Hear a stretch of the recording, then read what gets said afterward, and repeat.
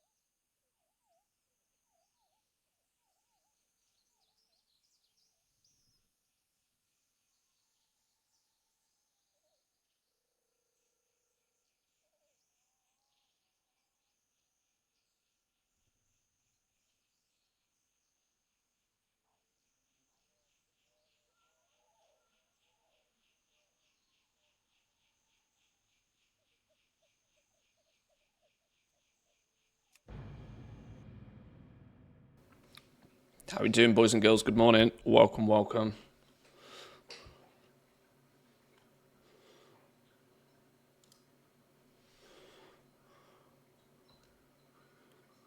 Remember to say good morning, Stanley.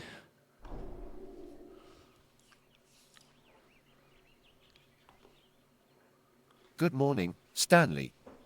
Ready to conquer the virtual world and lend a helping hand to those who desperately need it. Make sure to check for a Twitch Prime while you're at it. Good job, my man.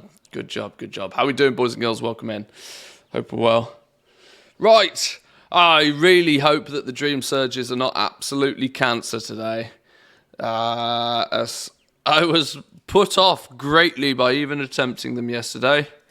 Let's hope they are better today, but in the downtime between them, we can chip away at completing our professions all the same. We still have some work to do for sure. PTR up today, possibly the PTR, right? Well, PTR is a bit 50-50, yet one thing that we do know is that we're going to get the 10.2 announcement. That's almost 99% true. So that's something to look forward to. That's not until later today, though, so we got some time before that kicks in. Yeah, getting the PTR up though will be nice. Will be very nice. What's Dan saying? What's Dan saying?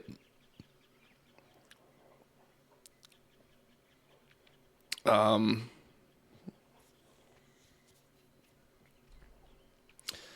one on WoW Twitter is allowed to post anything mean tomorrow. Okay, I tried my best.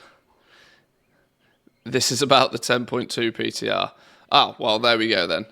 It's borderline factual information. I'll take that then. Well, if we can get 10.2 PTR, that'd be good. We are absolutely definitely going to need something to keep us, to maintain our attention in this attention-driven economy. We need something. We absolutely do. Dream Surge has probably started like this very second. Let me haul ass quickly.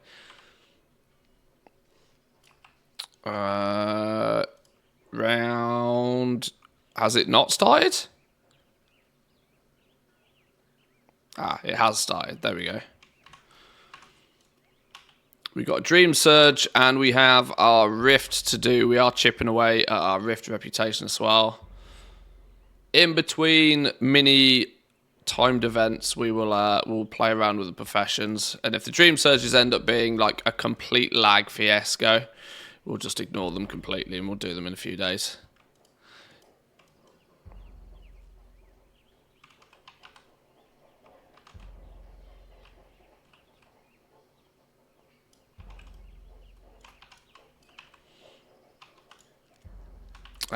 My suspicions is on the basis that I only really need 2,500 of this Dream Surge Coalescent stuff.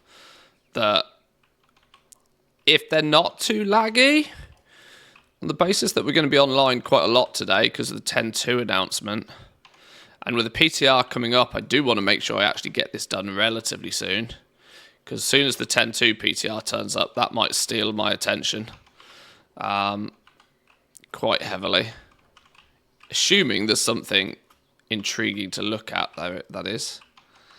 PTRs, even big major patch PTRs, they do tend to start off a little slow. But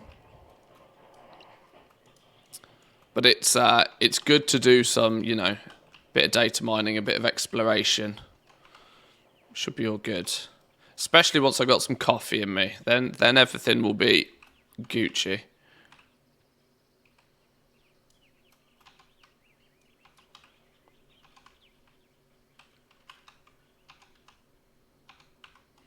Right, can we get this done? And then can we zoom, insta zoom, use our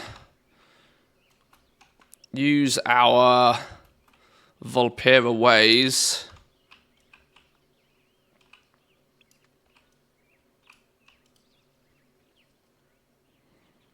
Oh, 20. Magma Mammoth.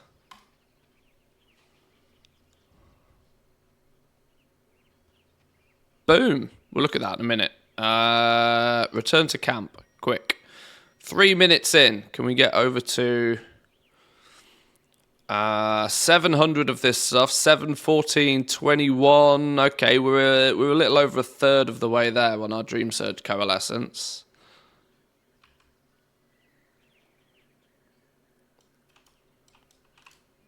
Let's get this up and running. Beautiful. Right, smash the pants off this one, shall we? The amount of people still chilling on pillars does amuse me.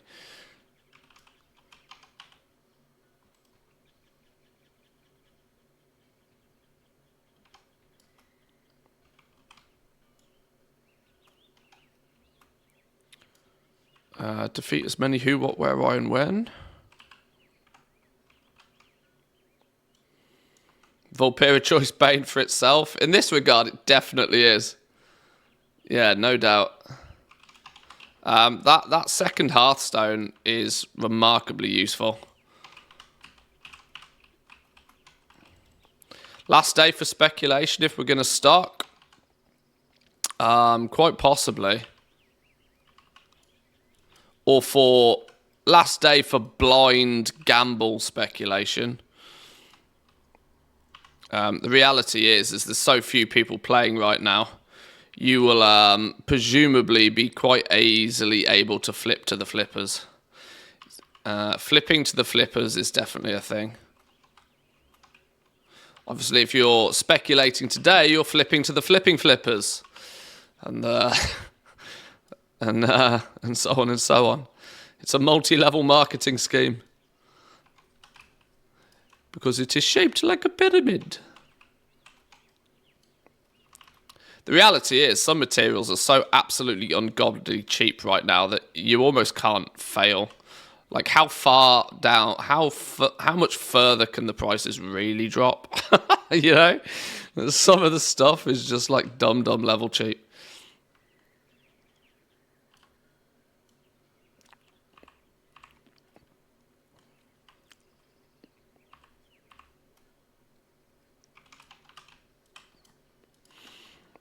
But it's one of those, when it comes to this speculating, you pretty much only get in as much, you only get out as much as you're willing to gamble. Rarely are you ever going to do much more than double your money, which means you have to risk like 10 million. In my situation, I'd have to risk 10 million gold for it to pay off a 10 million gold, increase. And I learnt my lesson with Dracothists that it's not worth the risk.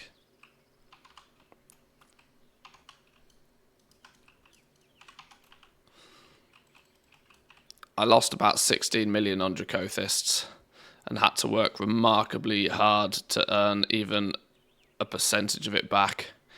Not something that I look forward to doing in 10.2. I'd rather just chill and capitalise early on whatever something new is. Be prepared that way. If I need to buy materials, I'll buy materials. Oh, I've got... Hang on, where am I dragging this big ball to?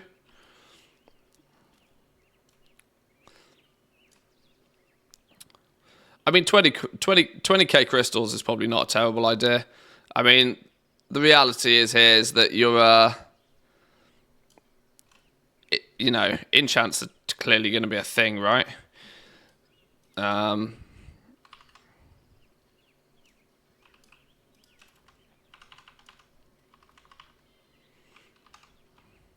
There's even if history repeats itself, even if all they do is they release like one or two new things, those one or two new things will presumably still use current mats. So in that regard, it's relatively safe. Can this flipping bomb move? It's stuck, boys and girls. We need to move it this way.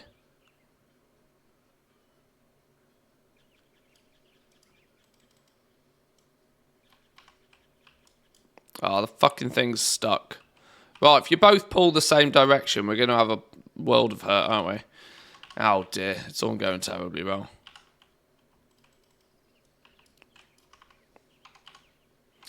So enchanting is never bad, I guess.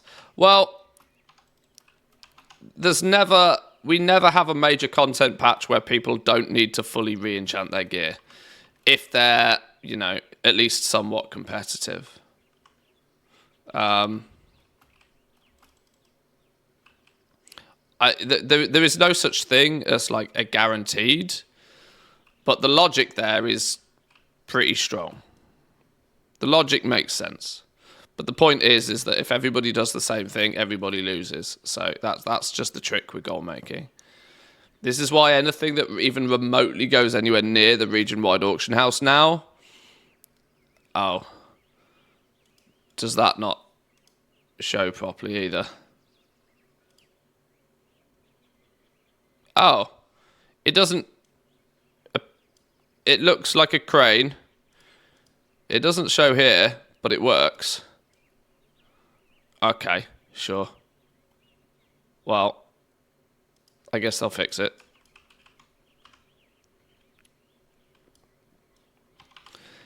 Even in a scenario where they release new, like the past stuff is not going to get 100% invalidated, I don't think. But I guess we'll find out. We'll find out. If you are one for gambling, then gamble away.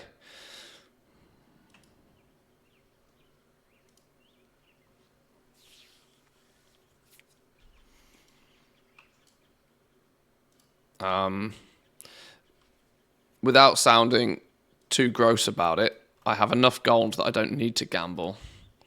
I would rather take the easy wins and be early and do similar to what I did in 10.2 and just buy the very first recipes that appear, almost regardless of the price, and then craft away for a few days and take my win that way. Between some of the new well, what was it? The leg armor, the leg armor enchantment. I can't remember what the flipping hell the thing was called now. But anything that used the shadow essences, shadow flame essences. The entire shadow flame essence market I jumped onto really quick, and was able to probably make 7 or 8 million at the start of the patch just off those quite quickly and easily in a couple of days. And then I was able to like peace out and just let the market do what the market does, which is slowly decline to zero. And we'll do it all again in 10-2. And then we'll chill.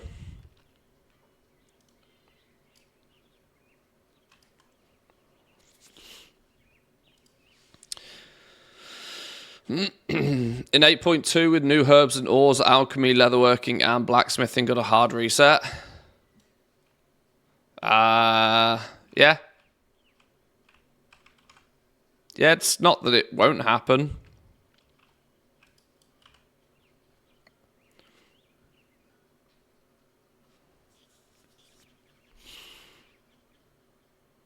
Okay, we are getting there. 11,600. This time around, you're going to be able to buy a recipe from any realm. Yeah, it'll be, you know, it'll be scouting where you can get it cheap.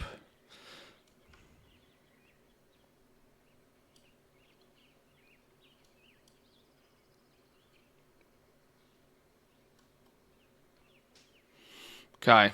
There's a new secret. We got a new secret this morning. I need coffee, though. I need coffee, but we should have a new secret to play with.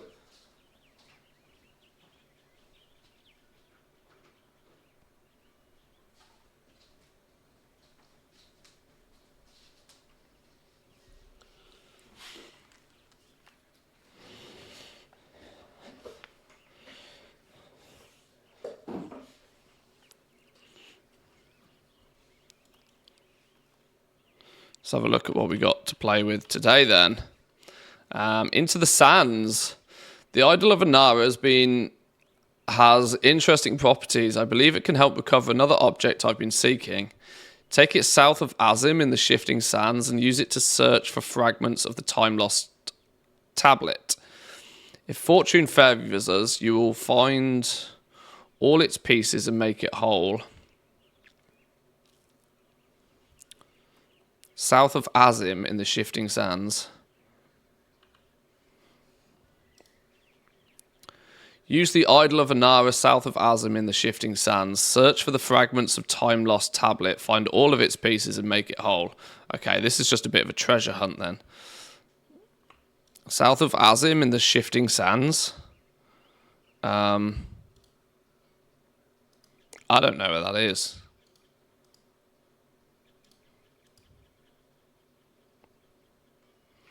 South of Azim in the Shifting Sands. The only sandy area I know of is over here. Is this considered? No, this isn't the Shifting Sands.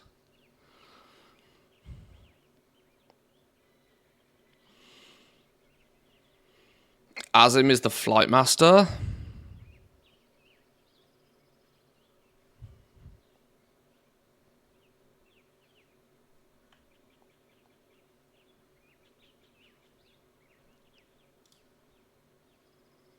Tulok says, can you remove the sword in Silithus without telling to Sargeras? Tulok, my fellow seeker of mischief.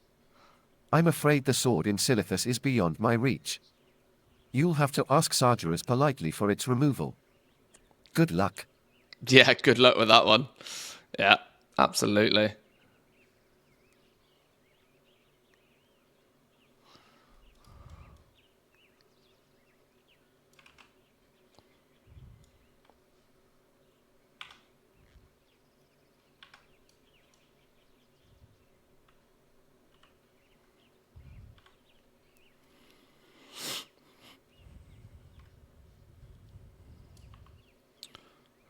Adrestia says, hey Stanley, where do I find good luck?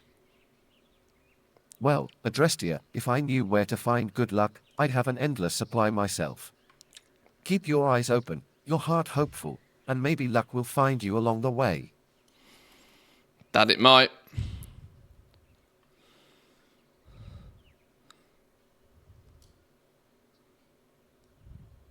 Azim. South of Azim.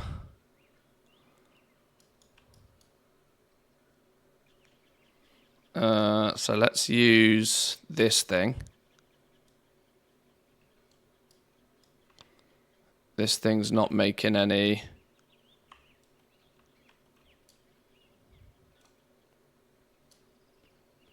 Time lost relic. Here we go. How many pieces do we need? Well, there's a 1 of 8.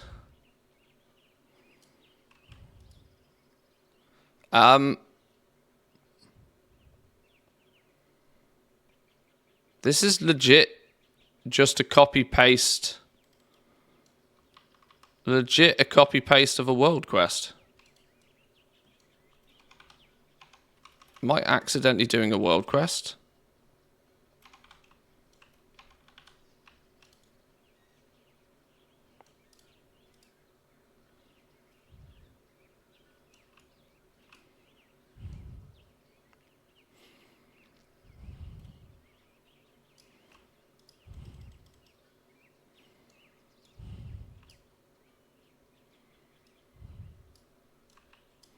This thing seems to have found something. Let's get this world quest out of the way.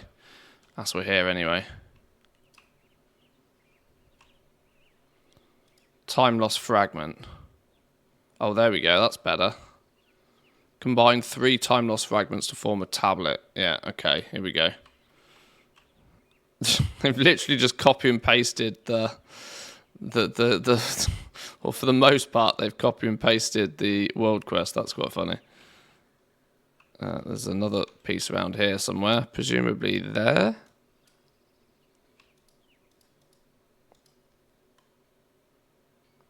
To a third piece around here somewhere.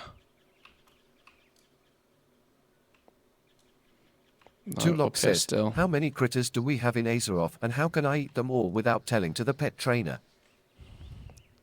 Ah, Tulok, the true gourmet adventurer. I'm afraid eating all the critters in Azeroth might not be the most noble pursuit. Maybe Perhaps not. try some more conventional cuisine options instead, and spare the poor creatures. Spare those... Will somebody please think of the animals?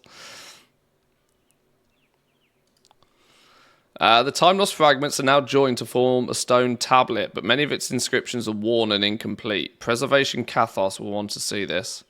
Alright, well, we've started this world quest, so I will finish. As they say.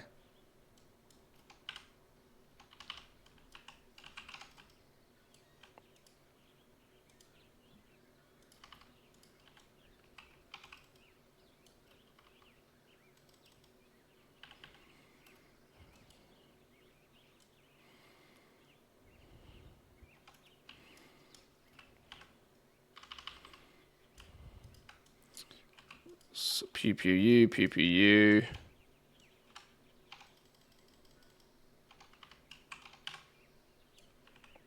Kamal86, welcome in. Hello, hello. Hope you're well.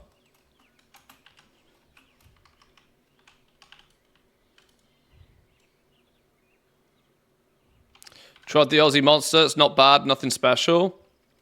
Yeah, it's just a slightly off normal lemonade. It didn't scream monster to me. But, like I said, it wasn't bad. Would drink again. Some of the monsters I tried just, like, turn your face inside out. And I'm like, how do people drink that?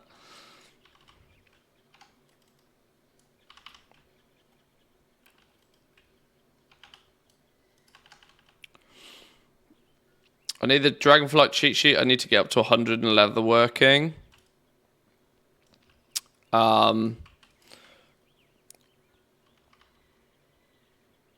The cheat sheet is available in the Discord to subs and Patreons. But realistically, nowadays, leveling to 100 with leatherworking, you can get to 50 very quickly and easily. 50, 60. I'm trying to remember if there's a cheeky way to get to 100.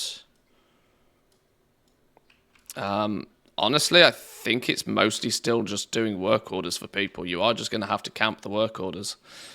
There's not always a hack for the professions, really, other than just a bit of graft.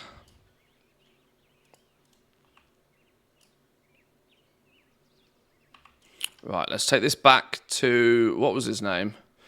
The preservationist Kathos dude. This could be a very quick and easy secret today, you know?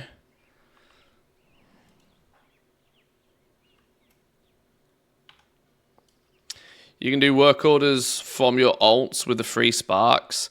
Yeah, on the basis that you can get the 5 free sparks very quickly and easily on alts. You don't even strictly need alts. You can use class trial characters and just go straight there and do the, like, 3 intro quests or whatever it is. Honestly, for a lot of that, I should have done, but I just didn't, honestly. If you are really desperately seeking 100. There's not much that truly requires you to have skill all the way, though. And I'm going to let you into a little secret. This is not me being a Debbie Downer here. I'm going to let you into a little secret. Even if you have a fully 100% maxed leatherworker, there's not huge money in anything anywhere. It's not that time of the expansion where you're going to be able to make much. Crafting's in a really horrible position right now. Why I'm really not focusing too much on it from a gold making perspective, because the options aren't there. I can't make something up, you know.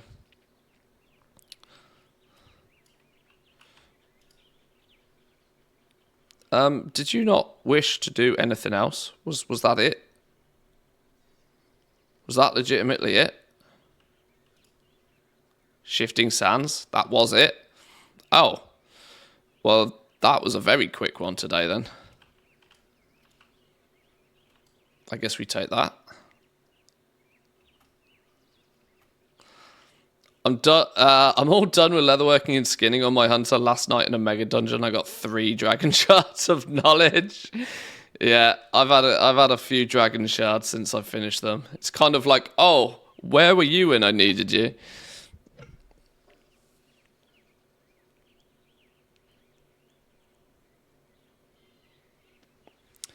Intro secret to teach you how it works, which yesterday kind of did with the gems. Is that what we reckon? Maybe because obviously patch day, that might be the first one that some people have done. Maybe.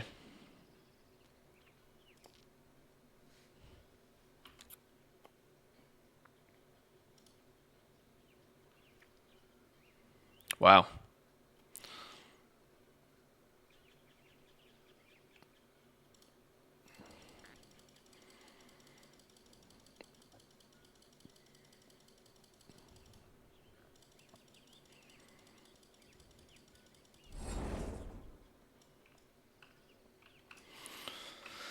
Okay then. Right, well that's for the most part, the basic stuff out of the way, isn't it? We can start chipping away at...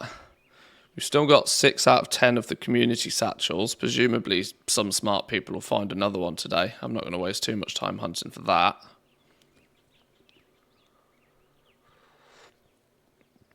We can continue on with our professions, I reckon, then, in between dream surges.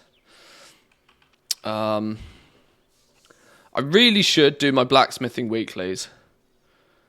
There's little reason for me to not get my blacksmithing weeklies done. And if I don't keep up with my blacksmithing weeklies, I will just never finish blacksmithing. The irony is I don't particularly need to finish blacksmithing, but it will annoy me if I don't do it. What I do need to do is press these buttons.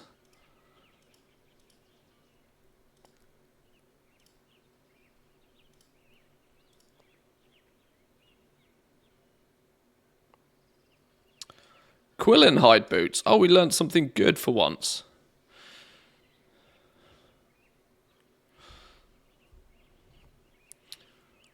$800 gold to craft. 800 gold to craft. Regional sale average of 3,000 gold. Goes to show maybe not many people have it. I need one more magnificent hide then. Make a normal one. Make a cheap one. Make a magnificent, hardened magnificent hide. Crafted malevolent gladiator belt of medallion.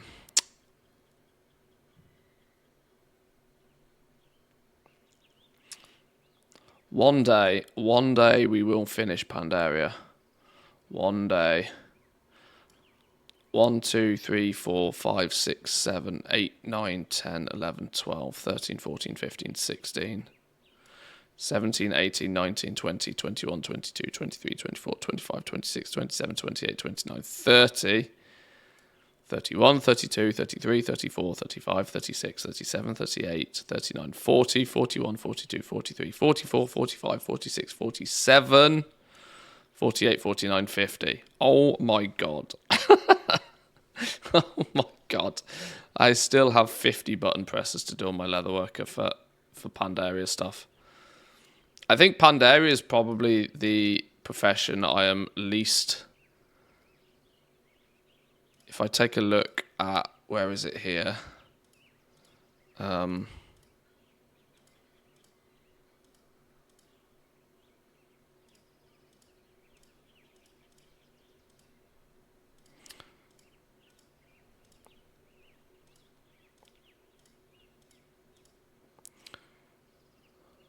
No, that's crafted items specifically. Where's the recipes? Why doesn't this show recipes anymore?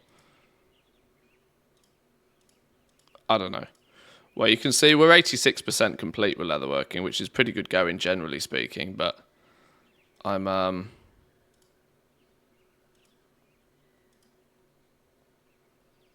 still missing a bunch.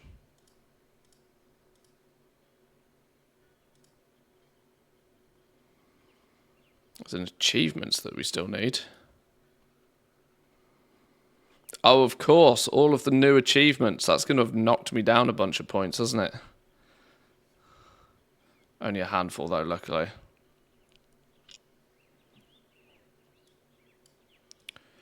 Classic, we still need...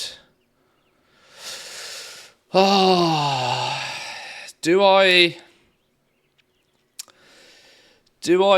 I should probably work on my tier 3 set, shouldn't I? I should probably... Now, I've got two options here. I should either work on my tier 3 set, or I should just cough up and buy my tier 3 set. Because it will give me these recipes. These are one of those things that I unironically think are probably not super valuable to have now, but have the possibility to be really, really, really good things to just have in your back pocket. Because I can tell you for a fact that even with tier 3 becoming quote-unquote craftable, give it 6 months, 12 months, if there's anybody still playing this game, there will be hardly anybody able to craft those.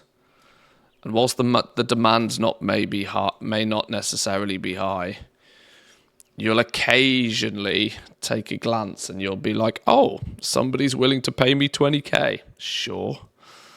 Free money. Maybe we should just run Nax a few times. Have I still got all my Scourge Stones on me, or did I put them somewhere? 73 Scourge Stones.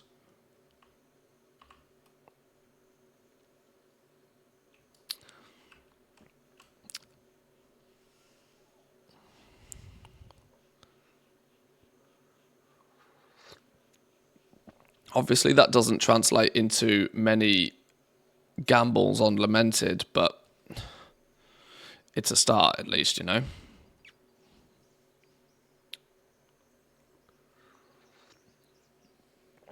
Adrestia says, hey Stanley, can you do my work for me? Oh, Adrestia, the queen of delegation. While I'd love to lend a hand, I'm afraid your work is your own triumph to achieve. May productivity guide you. That's it, you tell them. Get productive.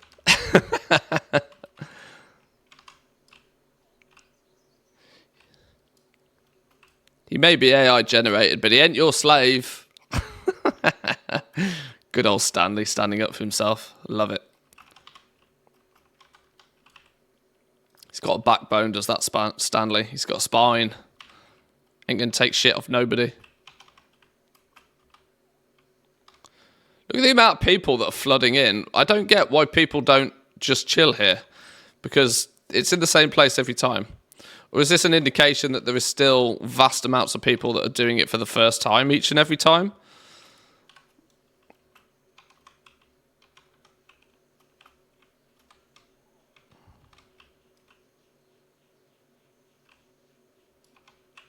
I don't even get the bar to fill anymore. Does anybody else get the bar? Or is it just a UI error on my side?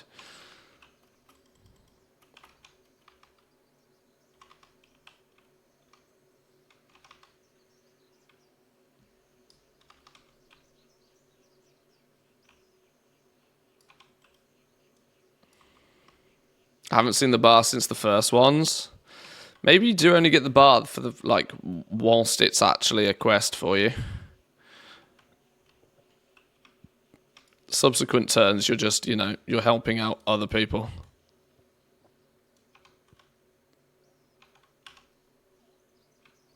Tulok says, which came first, the chicken or the egg? Oh, good question. The age-old question, Tulok. It seems we're stuck in a loop of poultry pondering. Poultry pondering? My friend, the answer still eludes us. Shall we order some chicken wings and ponder further? Yes. Good plan.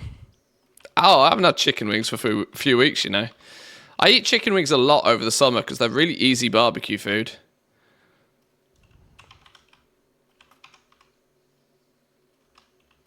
But soon as it stops being heavy barbecue season, my intake of chicken wings declines.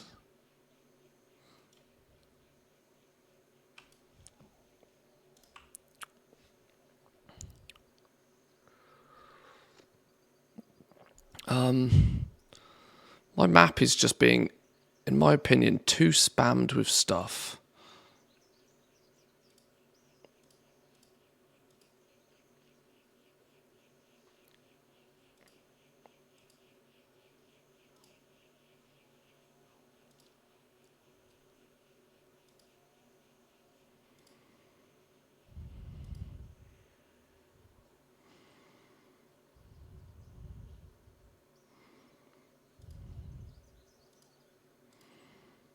Why are these still showing on my map?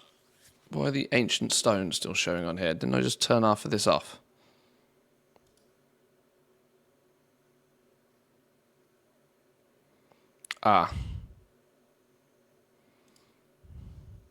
The argument is the easiest way to turn them off indefinitely is to go and collect them, but... Okay, there we go. Slightly cleaner map. What's putting these on my map then?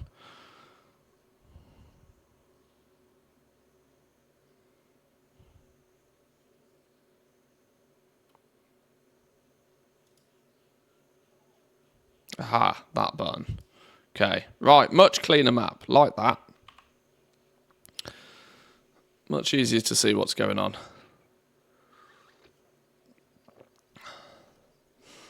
Always the egg. There's an individual chicken with the last deciding genetic change that distinguishes it enough from predecessors to make it a new species, the quote-unquote chicken. Then it comes from an egg in the first place. The age-old debate.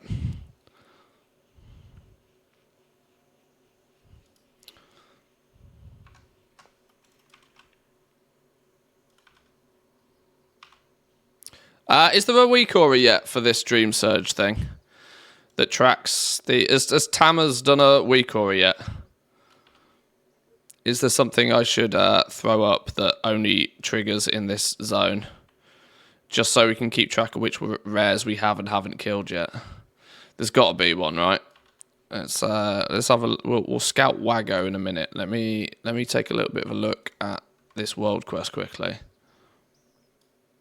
Must be fun at parties. Oh, that's one of the most passive-aggressive comments. It's funny, though. I don't do parties, only scientific congress. Parties are for fucking idiots. Parties are for morons.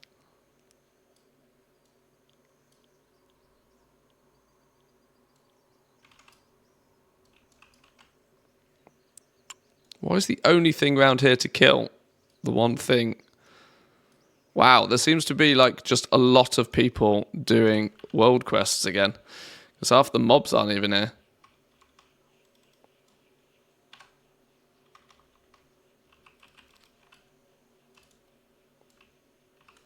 Oh, my posture's terrible.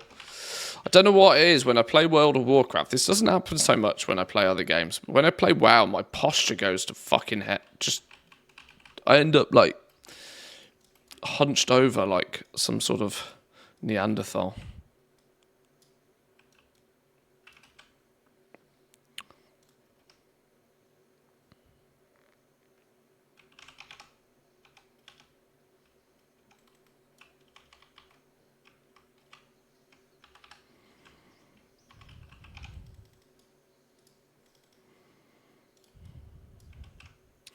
Two of three. Is killing this worthwhile? I suppose it probably is. Yoink, you're dead. Slap you about because you're here anyway. And if that's the case, we'll kill you and all. Come back, Casper, you're going to die. Stupid, flipping, stupid. Okay.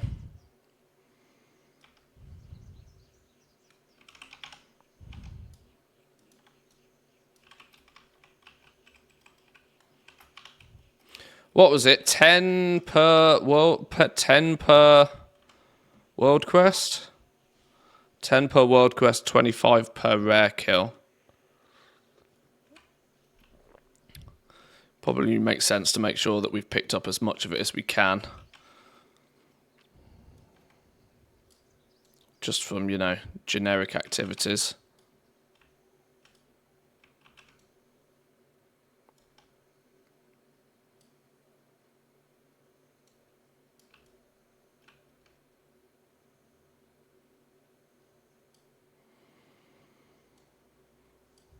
Oh, this is the elite area that we don't need to be in.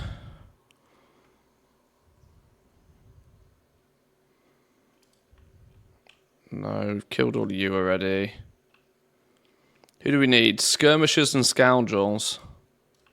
Skirmishers and scoundrels.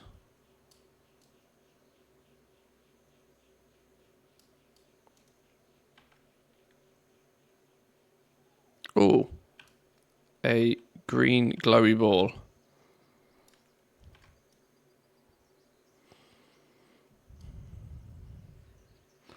I wonder if there's a map for those as well, you know. I bet there is. Scoundrel. Scoundrel. Two more scoundrels.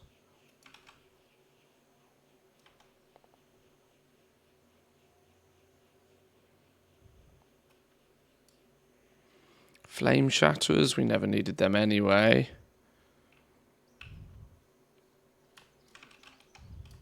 Another skirmisher.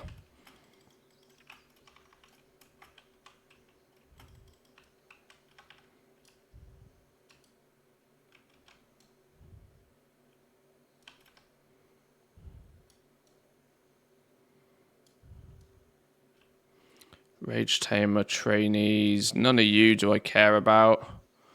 Where's all the good ones? Curiosity. Do these people count? Probably don't, but Scavenger. Oh, you should count, but you're... Oh, no. Ignore me. Magmaton. Where's Magmaton? All the way over there. I've got no dragon juice.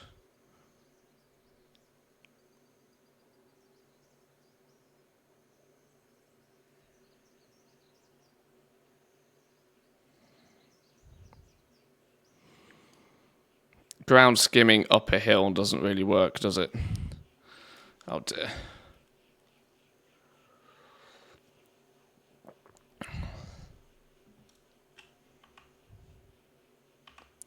Odds on us getting there before it's dead. Slim to none. Go on, I need 2 vigor, 2 vigor, 2 vigor. There we go. 1 to get up in the air, and then 1 to actually move.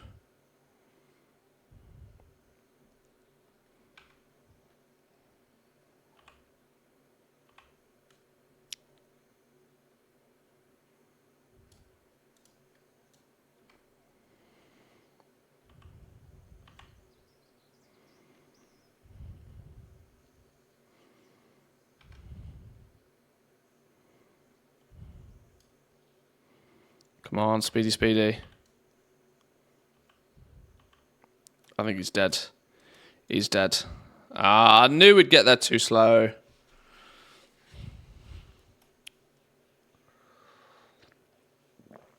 We need to be more prepared.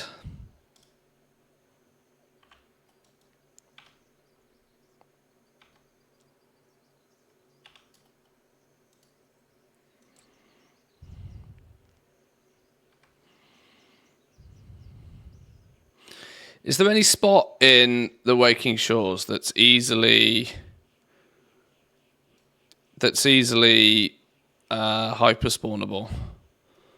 I'm just thinking for mass farming Dream Surge Coalescence to get it out of the way nice and quick. Is there any groups up?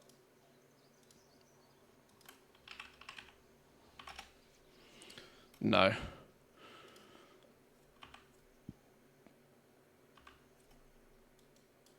I mean, the Wingrest Embassy Dragons can't be a terrible shout, right? Whilst I don't know if they hyperspawn, there's nearly always enough of them to always be killing. And if they can drop the Dream Surge stuff...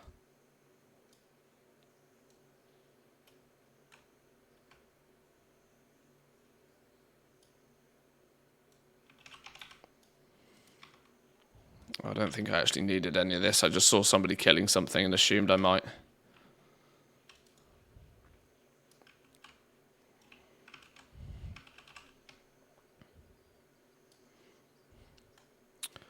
Skirmishers and scoundrels still.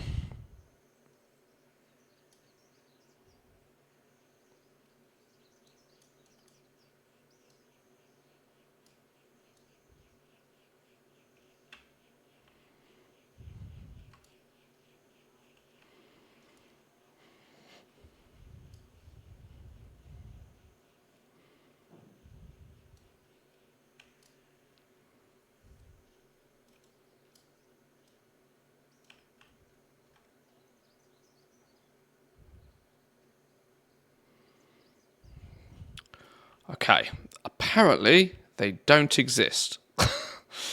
Although there is a glowing green ball.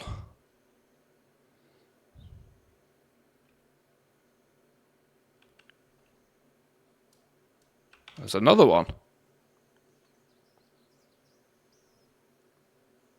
This is also turning out to be a very lucrative way of getting Dream Surge Coalescence. Go find your balls. Go find your balls and touch them. Yeah, I know what I said.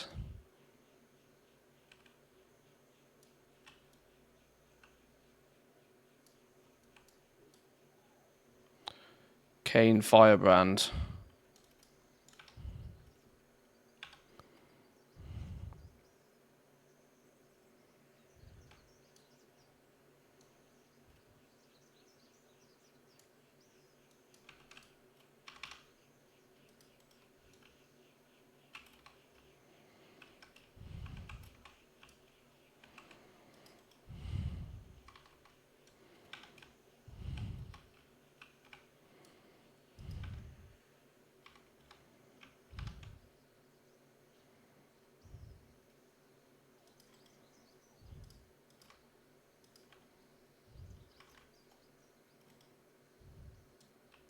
I'd kind of forgotten about elemental storms, you know.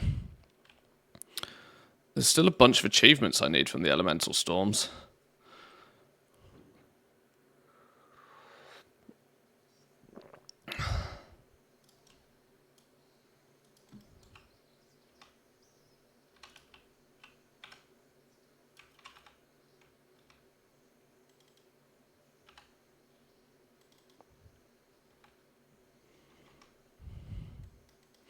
The problem with those achievements, though, is it's a right place at the right time situation again.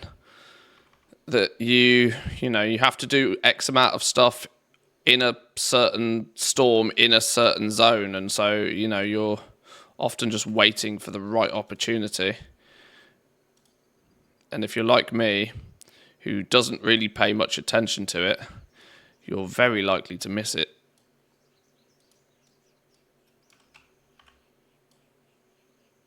Like now, for example, we have an elemental storm in... Hang on, let's get somewhere where I'm not going to get my ass handed to me.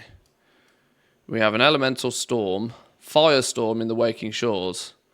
Defeat creatures empowered with elemental fire during a storm event in the Waking Shores. 75 out of 200. So in theory, I haven't done this. So I should actually do it.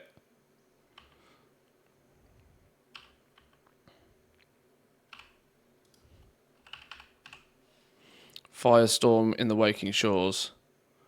Right, let's do it then.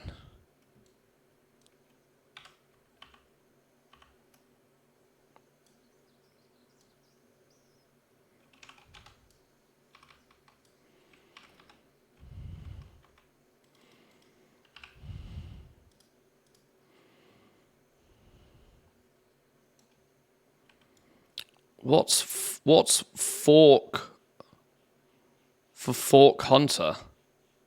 What the hell is Fork Hunter, and why is everybody doing it?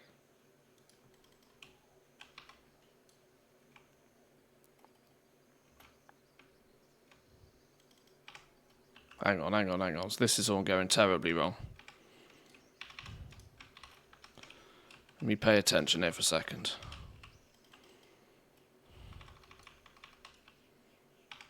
I'm dead. Jeez Louise.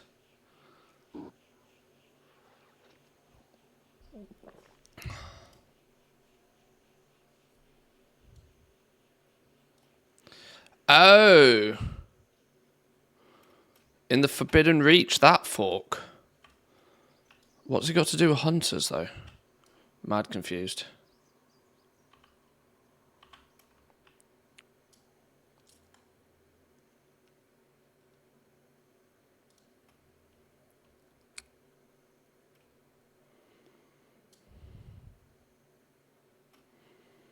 Massive magma shells being empowered. Oh, that's way too far away. We ain't getting there.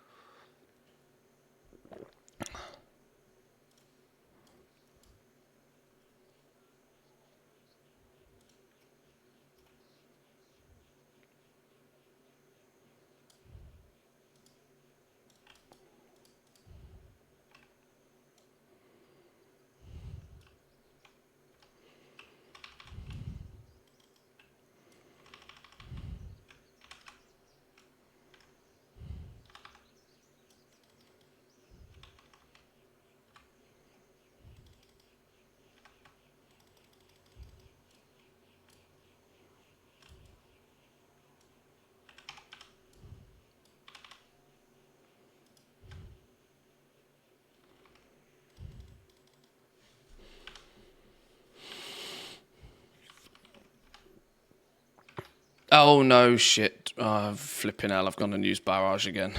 And my pet's dead.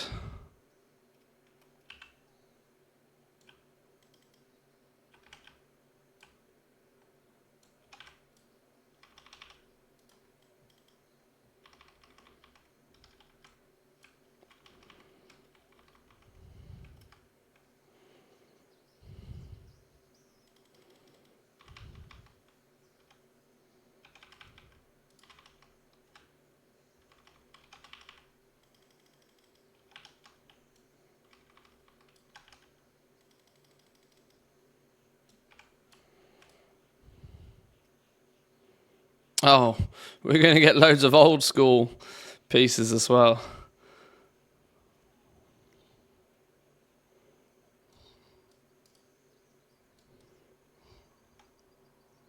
Let's get this world quest done quickly.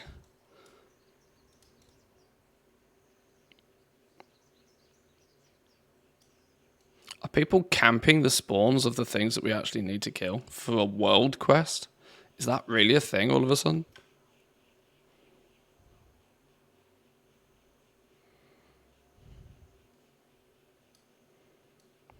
These also seem to respawn.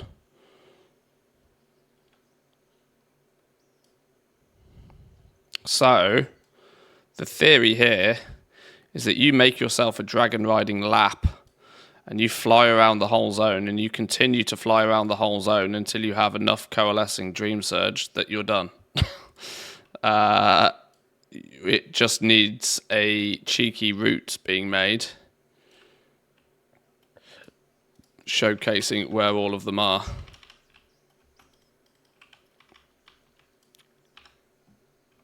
Because they seem to respawn pretty speedily. I wonder if Wowhead has a location map for those.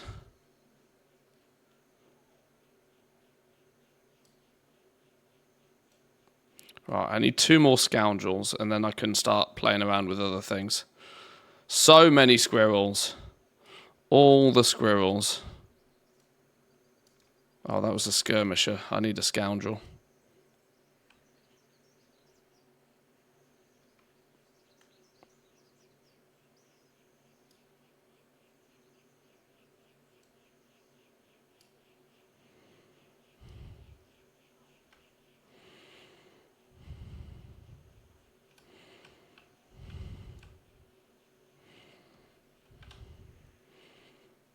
Flying around farming those little green orbs is probably more reliable than doing world quests or killing rares or doing the actual dream surges. Look, there's flipping hundreds of them all over the place. Look.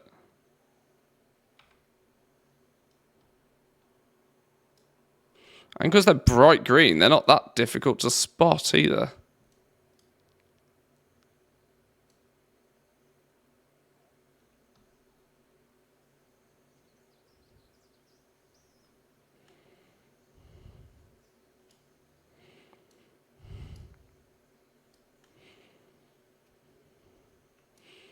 Come on, how can there be no scoundrels? How's this even possible? How is a single world quest taking me this long? Let's close that out of the way. So, I'm in good spirits, it's fine. Coffee is flowing. 7 minutes until another lag fest.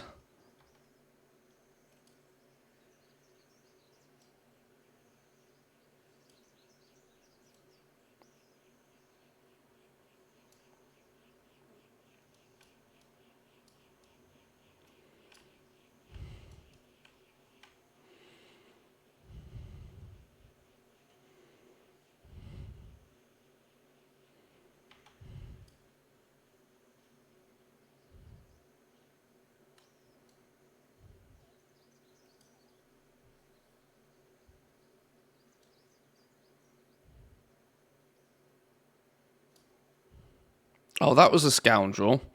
Okay, well, I'm just going to camp this flipping place then. I cannot believe I'm camping for a mob on a world quest. What has the world come to? And they say this game doesn't waste your life. Sheesh, Louise. Scoundrel.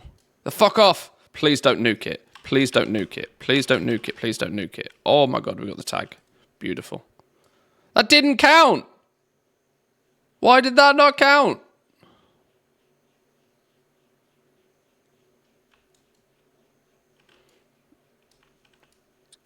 Oh, the game hates me.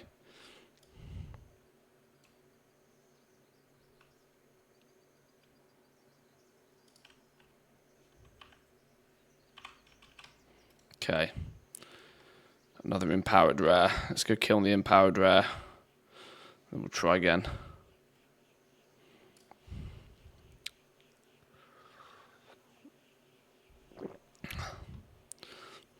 I don't know why I bother titling my streams anymore. I title my stream Completing All Professions, and we've ended up getting sucked into Dream Surge and Coalescence farming. Well, I guess it happened.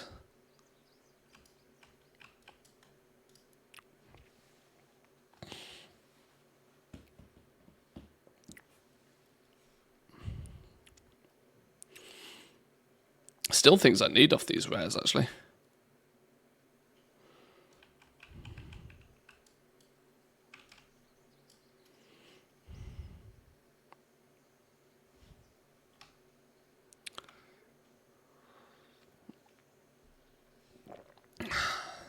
Is my all the things still in account mode, actually? Yeah. That would change whether I need things or not. Oh no, I do genuinely need something off this. Oops.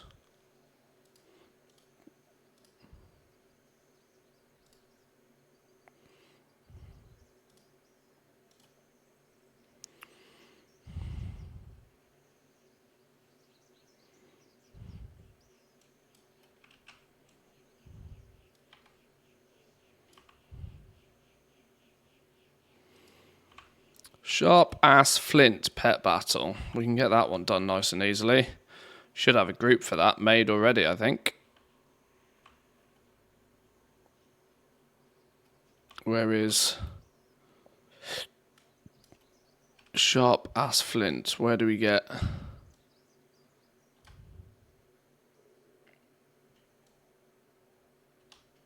Where the hell is it? It's up top.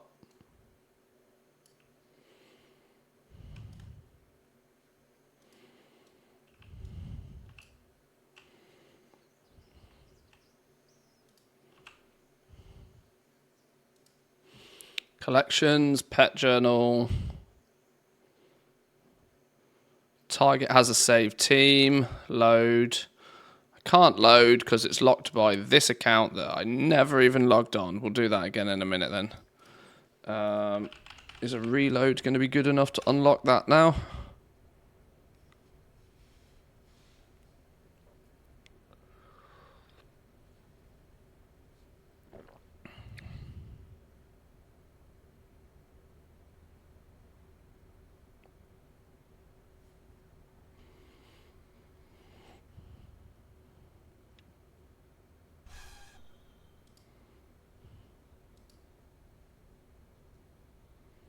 Thinking about it. Time played this class, 34 days. I've just crossed the 34-day playtime for my hunter in Dragonflight. What does that work out in hours? 24 times 34. Only 800 hours. I say only. 800 hours on just my hunter, that is. I play 4 classes.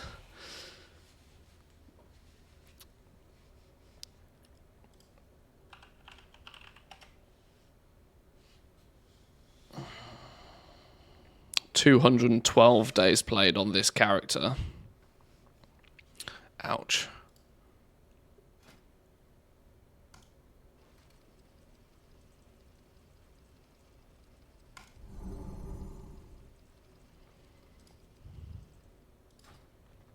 Are you here to lend a hand? What's your head in the tunnels?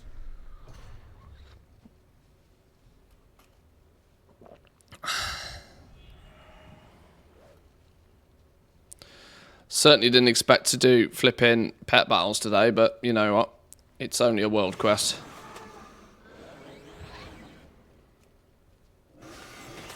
Not only do we have a saved team, we also have a saved script for it, so the work's been done.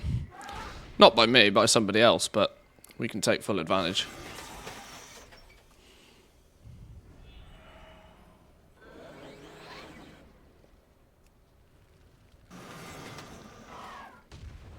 Boom! Headshot.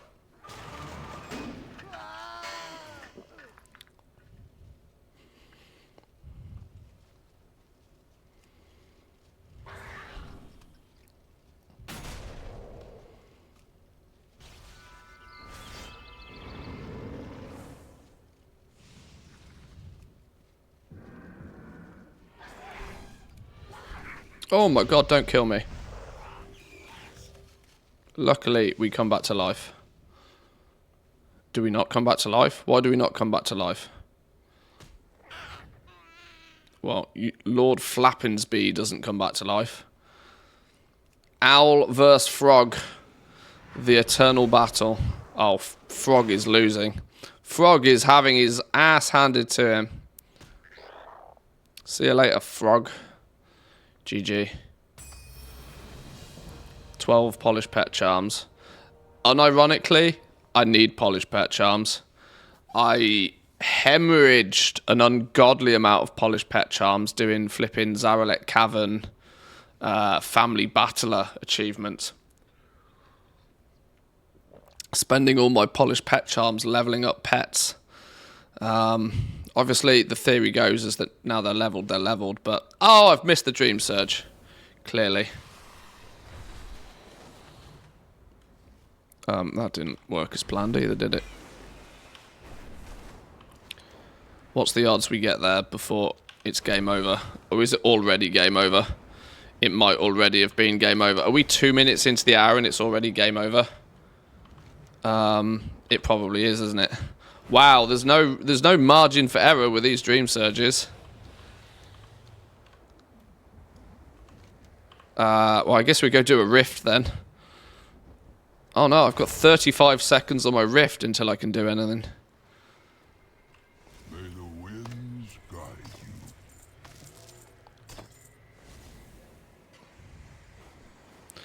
I need to do the Dream Surge on a few alts. Once I've completed the event, I'll make sure to do it on some of my alts to get the Dreambound sets on other characters. Or at least to get the default appearances I need from here. A single thought is worth action. Alright, there we go. Let's go do the rift then.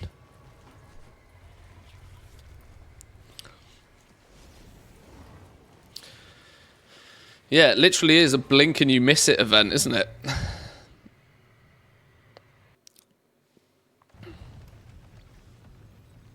Then again, the rifts being once an hour, but the rifts taking like 8-9 minutes each. What do you require?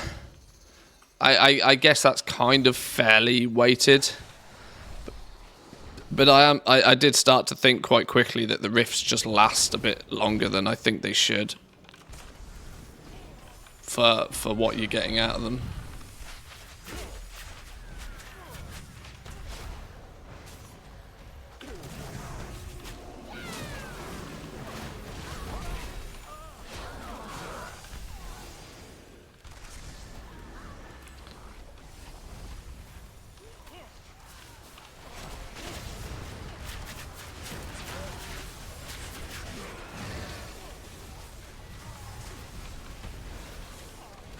Farming the first wing of Heroic is the way for the rep.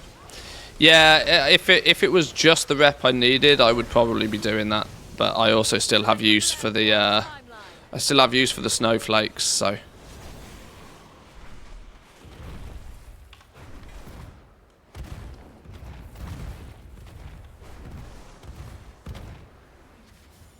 While I have all of the pets and mounts and the transmog I have the male transmog, I might as well kill two birds with one stone and work towards the cloth, leather, and plate sets at the same time.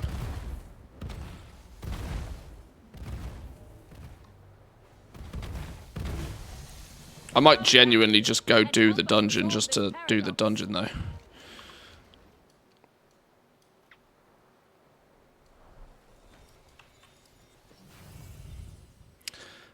Odd one out. You look pretty odd. You look pretty odd. You are definitely odd. No? How are you not odd? I guess you're odd then. No? Who the flippin' hell's odd here? Okay, well, you're odd. No? You're odd. Odd. Probably odd. Odd. Odd. All mechanical apart from you. All... Yeah, okay, there we go. Enemies from the far future are here. Defend our timeline.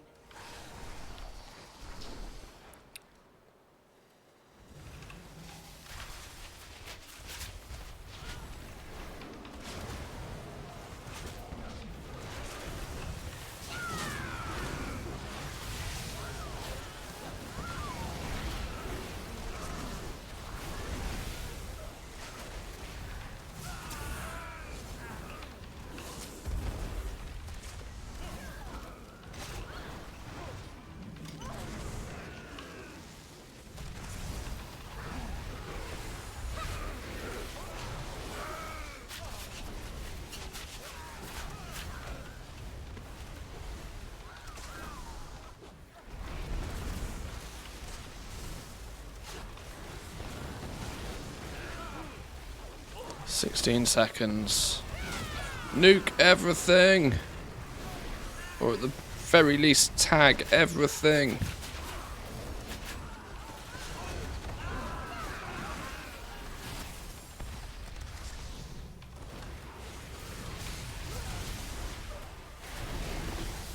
I see we have a powerful foe before us. Defeat it!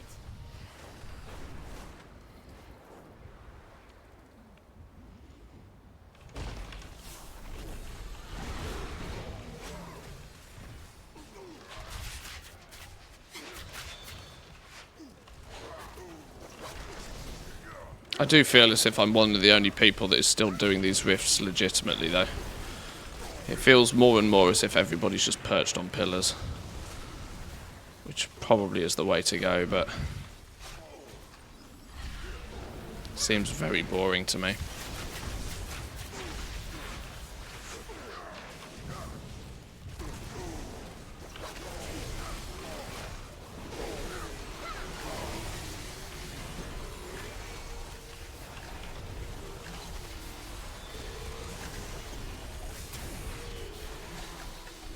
There we go. There's my boxes. 1, 2. Where's the green one? There's one. Let's make sure we use one of these as well.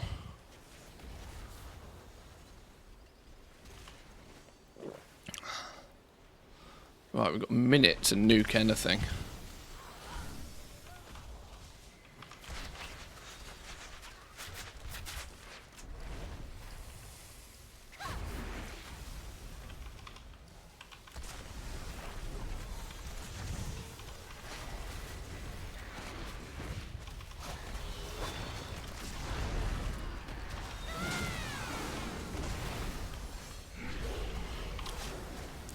Do we think we'll ever have an MMO that's as influential as WoW? Ever again? Do we think the formula is just too hard to get right in today's, like, gaming scene? When people's attention span is at an all-time low, and when people need to be, you know, hit with dopamine, like, so fast to keep them intent, do we think that there's actually room for another MMO to end up being as influential as WoW? Because when you think about the amount of man hours that have gone into developing World of Warcraft over 20 years, how is it even feasible for another company to replicate that? And we see the same problem time and time again with every time a new MMO comes out. This isn't a new thing. This has been a trend since everybody has tried to copy World of Warcraft ever. That most companies can make a very good leveling experience during an MMO when it first comes out. But what most MMOs really struggle to do, oh my god, is to maintain any of their player base with endgame content. How do I get back on the ship? Let me back on the ship! Alright, well, I'll stay here then, I guess. I'm quite sure I can just jump and it's fine, but I would like to get back on the ship if possible. There we go. Killbot 9000. Don't mind if I do.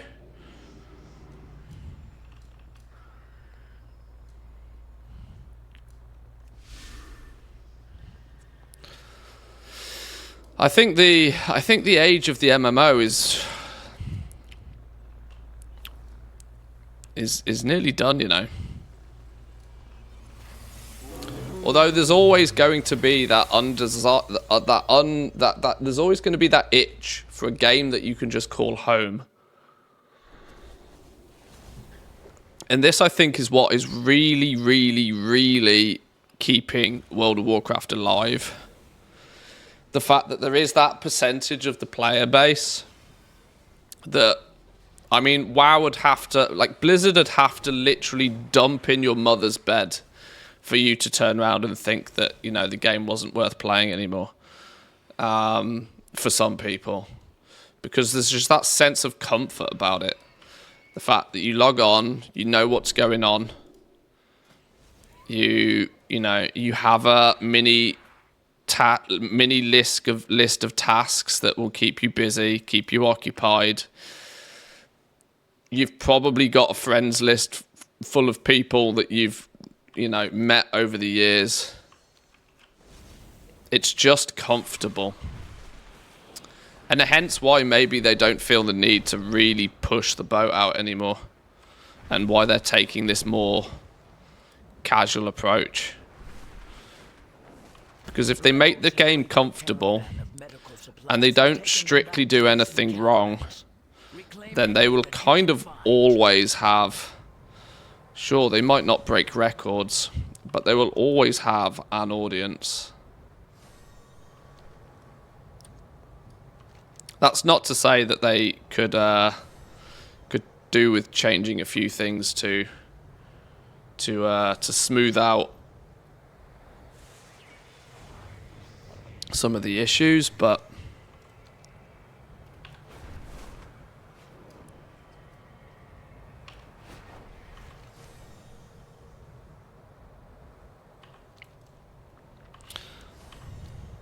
I was thinking about this since there's been a bit of there's been a bit of a controversy as of recently around sort of have I turned up late again?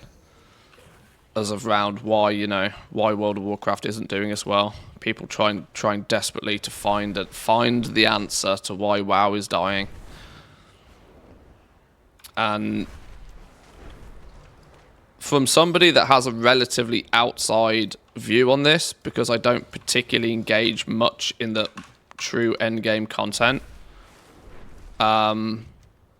Blizzard's... this is my take on it, so bear in mind this is opinionated, but this is my take on it. That ever since Blizzard started to treat Mythic Plus as an equal to the raid, the game has been in a bit of a downward spiral. Now, why is that scoundrel not considered a mob I can kill for quest experience? Ever since they've had Mythic Plus being an equal to the raid in terms of like gearing, we've had problems, severe problems. And what is the one thing that will unanimously bring people back to this game, almost regardless? And what is the one thing in this game that Blizzard has always excelled at, and that other companies out there, other gaming companies, have tried to replicate many times and never been able to succeed as well as Blizzard has been able to? And it's the raids. The raids are the absolute core foundation to this game. Blizzard knows it, the players know it, and even people that don't agree with it know it. Even people who specialize in PvP. Even people who have taken a massive liking to Mythic Plus. Regardless to what your end game, fix is, you cannot deny that the thing that has dragged World of Warcraft forward in the 20 years has always been its raids. And Blizzard should have protected that unique selling point like a newborn baby. Yet instead, they introduced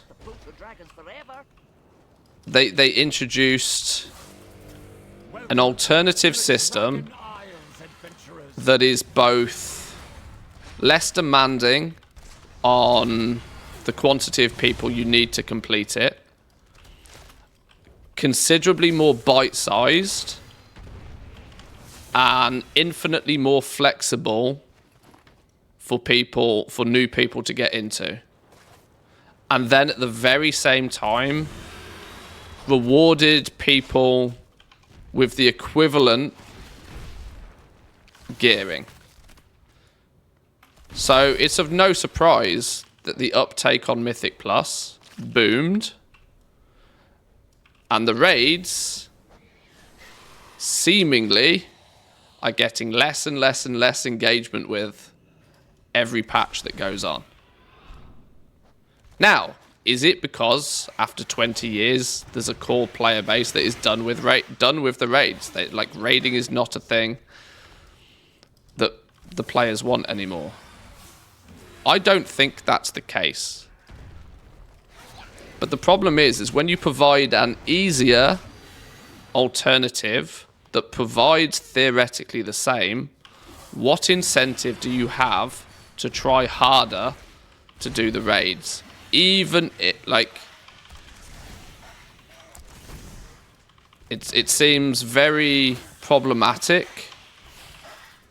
And now I've had this, many would probably consider a hot take, but I've had the opinion for a long time that Mythic raiding should have the best gear in the game. I vividly disagree with Mythic Plus or PvP having equal gearing paths.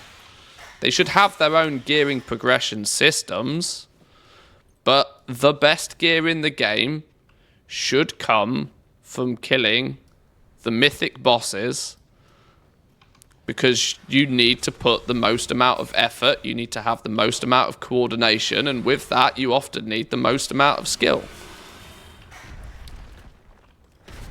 It should be common sense that getting 20 people together to do something in an organized way should reward you more so than finding 4 additional people. To find 19 additional people to complete a common goal should be rewarded more so than finding 4 people to achieve a common goal.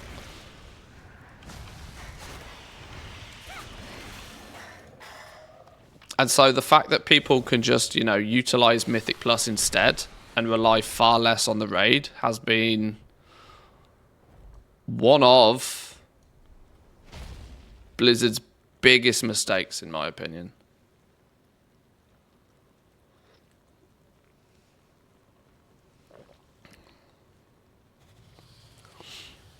I mean, they're making Mythic stuff harder and harder, which makes it less appealing for a lot of people. If you compare current Mythic with Wrath level heroic raids, oh boy. Yeah, I don't truly believe there needs to be a game mode that punches 99.9% of the player base in the face. I don't think WoW needs that. And I don't think WoW does very well for having that.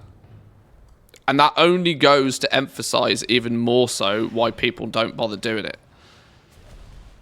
And instead will just, pug their Mythic Plus, and will continue to... Why not? For the simple reason is that people want to feel a sense of achievement from playing a video game. And you can argue that the achievements of one player shouldn't be detrimental to the accomplishments of another player, but it's a competitive game, and so it does. Look at how the majority of the player base deals with gearing. Anything but the best is dog shit. And if you make the best achievable by 0.1% of the player base, you have 99.9% of the player base that feels as if their achievements are underwhelming.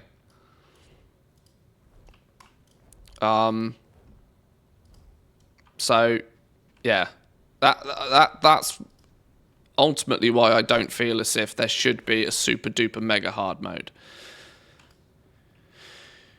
You should maybe have your top percentile who have the ability to do it and will in turn do it sooner than others. That should be their sense of achievement. but it shouldn't be made so out of reach of most players like it is right now. Look at the numbers. Look at the numbers. Look at the amount of people that clear the end boss on Mythic difficulty in comparison to the amount of people that enter the raid on any difficulty. The ratio between those two is outrageous. And it ultimately leads to most people feeling as if, regardless of how much effort they put in, they are not achieving, their accomplishments are not met. And you can go into nearly any other game out there, dedicate half the amount of time, and gain double the sense of achievement. Aren't you just the happiest little mommy there ever And Blizzard will also allow you to achieve that sense of achievement via other methods in the game considerably more easily and in bite-sized chunks. Once again, e.g. Mythic Plus. Now, at its core, I do not believe that Mythic Plus is anywhere near as interesting a content as the raid is. There is something heroic. It's why it worked from day one. There is something heroic, and there's something to be said about taking 20 people into an area and smashing a boss, and then 4 or 5 pieces of epic gear drop. You know, the fundamentals are very simple. There's something. There has to be something to be said about achieving that, where repeatedly running the same dungeon over and over and over and over again for very, very incremental upgrades does not provide that sense of achievement. Of course, if you're pushing Mythic Plus 20s, then that's a different story. But then that's that top 1% again.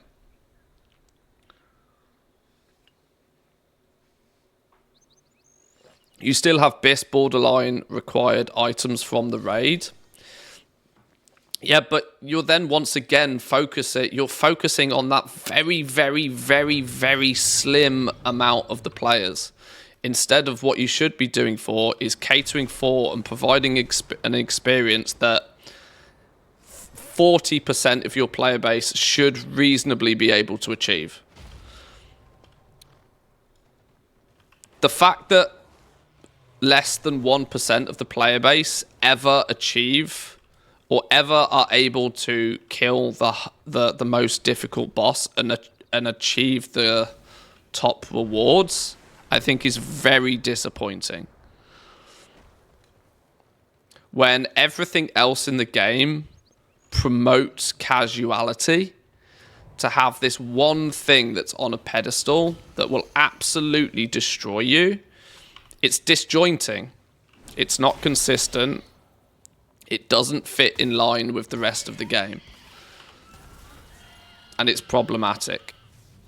Because it means lesser... People will always naturally take the path of least resistance. Look at the degenerate things that some people will do to achieve very meaningless things in video games. So players are naturally incentivized to take the path of least resistance, which in World of Warcraft's case now, if you chase gear, you want better gear than the guy standing to the left or the right of you. If you want the better gear, your path of least resistance, for the most part, is to run Mythic Plus and to do by definition, a very, very, very repetitive task, which over the years has become remarkably toxic. Because if you're not, because it filters down as well. Look at the amount of people that have had like troubles in even simple time walking dungeons. The fact that you come across people in time walking dungeons where if you're not doing like the Mythic Plus skips and the strats and the chain pulling, you just get completely flamed on. It's a problem. It's a problem. Mythic Plus inherently is not a better game mode. It is a game mode that provides similar results to people with a path of less resistance. And so hence why people do it more so.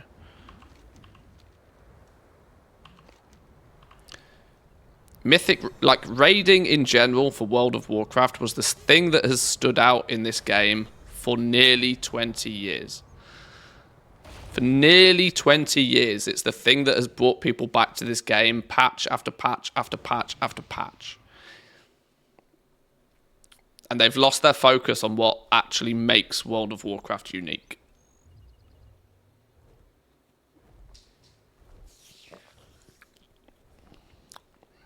Somebody enjoys the process of optimizing runs. I'm not saying that people can't find enjoyment in it. But I'm saying objectively, it is a less rewarding experience.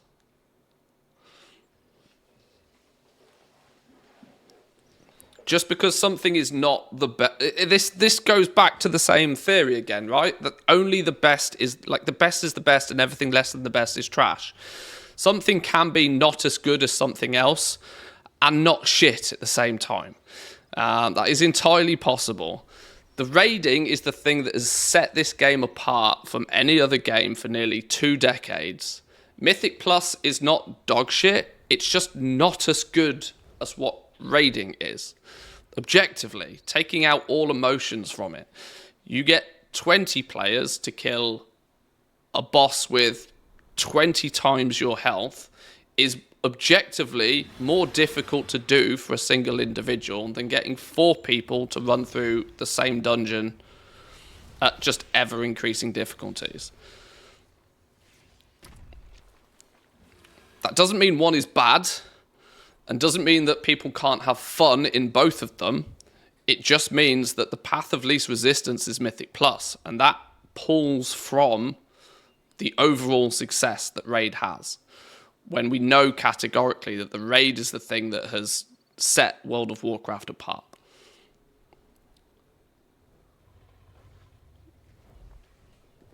To do Mythic Raid needs a lot of time and investment. Casual players want to achieve the highest level of the game without any effort. That's why it's done by the 1%. They treat it like a job. I do heroic with my guild and I don't want to invest in Mythic raiding. I think people don't know what that means.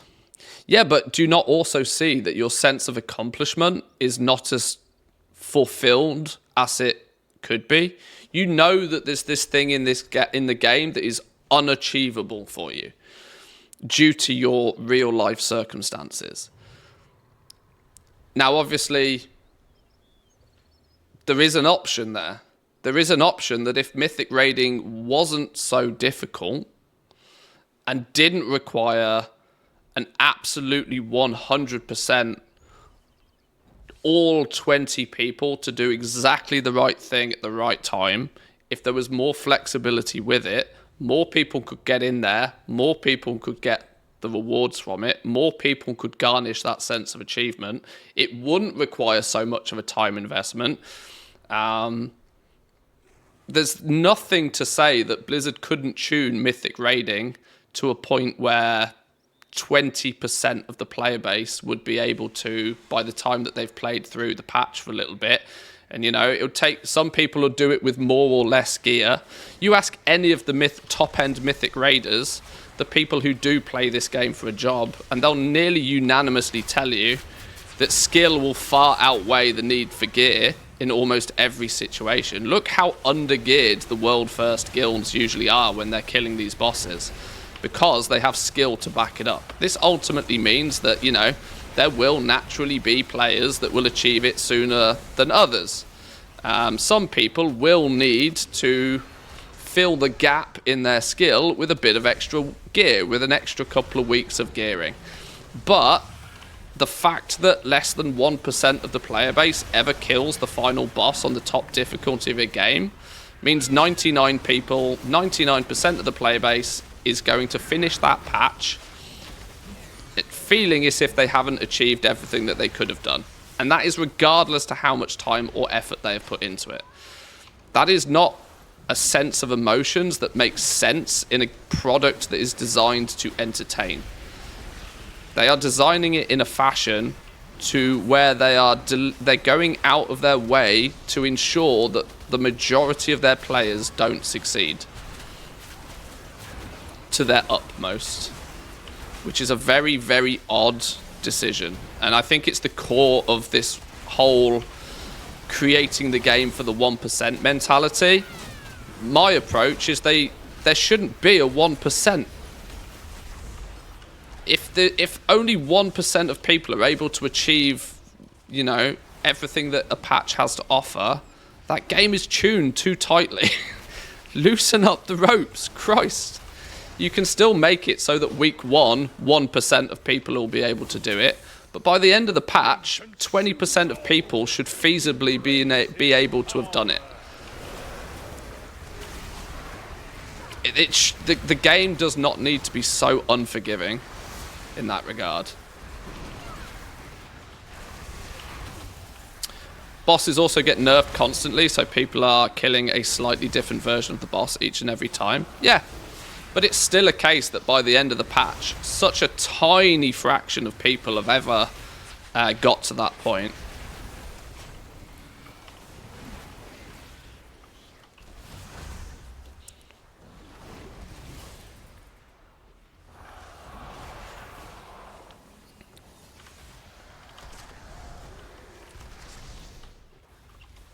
I don't agree with that everybody should be able to do everything.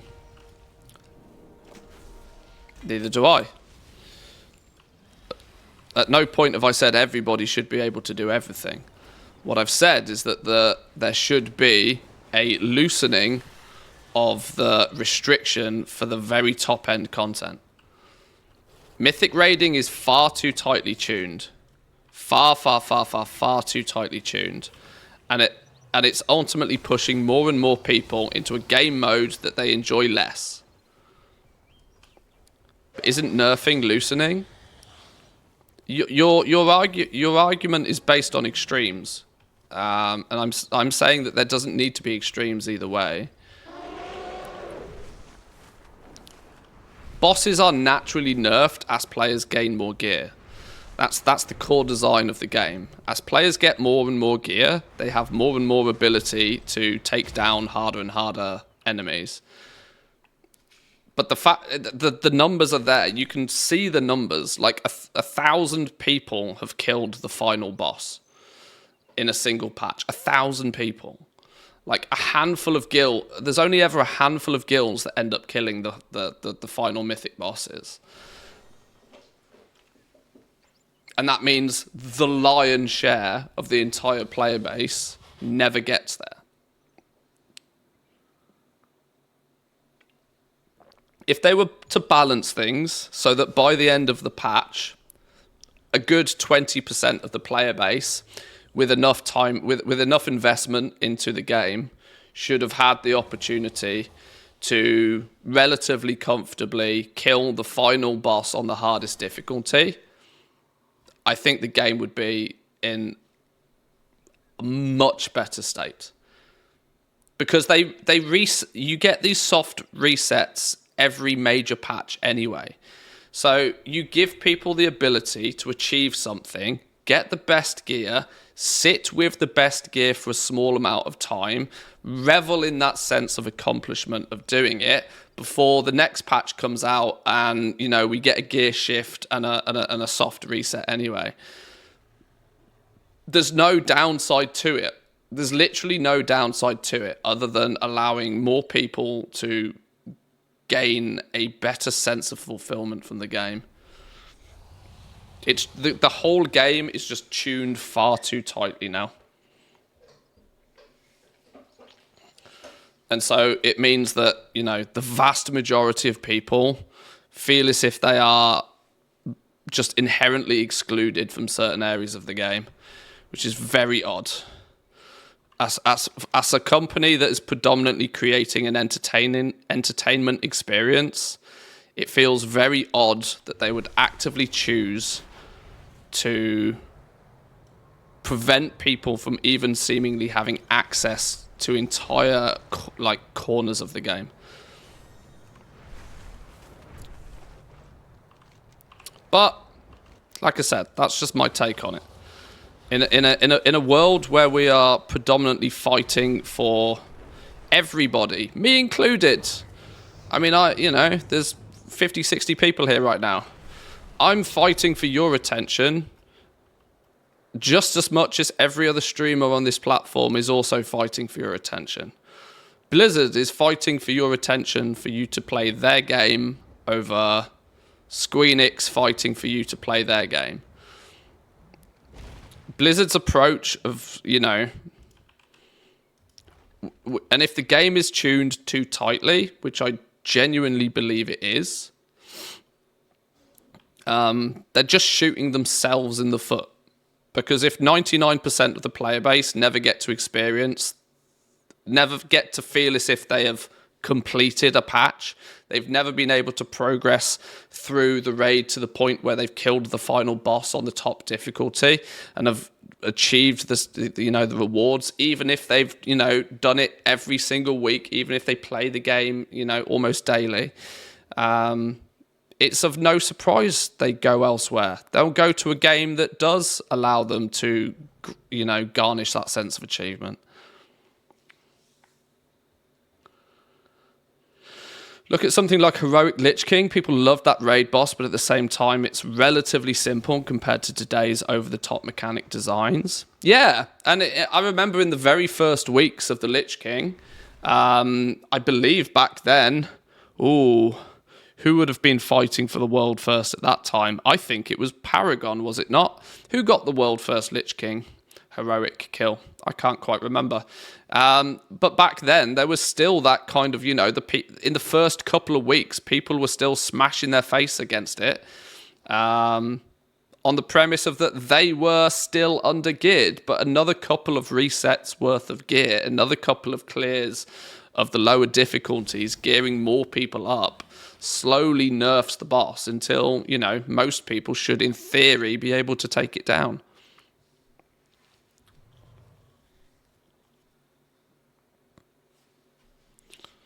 What time is it? 22. Let's get some auctions listed.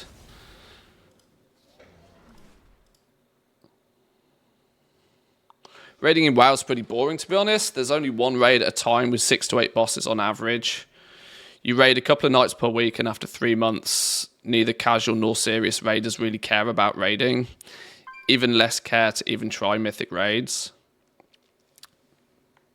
Yeah, it's a reevaluation is needed generally, I think. The reality is if they made, let's say they nerfed the difficulty of the top end of the game. Let's say they did what I feel that they probably should do. Let's say they made it so that there was, you know, a greater percentage of players that were able to kill the final boss on the top difficulty and achieve the best loot. Let's say they did just that. If they lose the interest of that 1% because it becomes too easy, they have lost 1%, but arguably gained 19. So where's the downside there? I can't see one. Or you might lose the interest of the top 1% of players. They might go, you know, your limits and people might decide that the game is now too easy for them. They'll go do other things, which is inherently not too problematic. That's a very, very small slice of the game.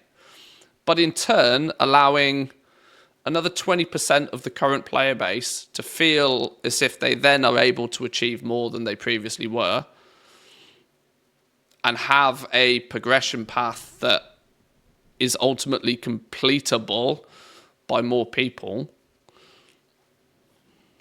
Probably looking at the free marketing of those people streaming the game all day, they'll rotate. People come, people go. People come, people go. I think the marketing from the race is huge. They don't want to lose that. Probably not. But in the first, there'd still be a race.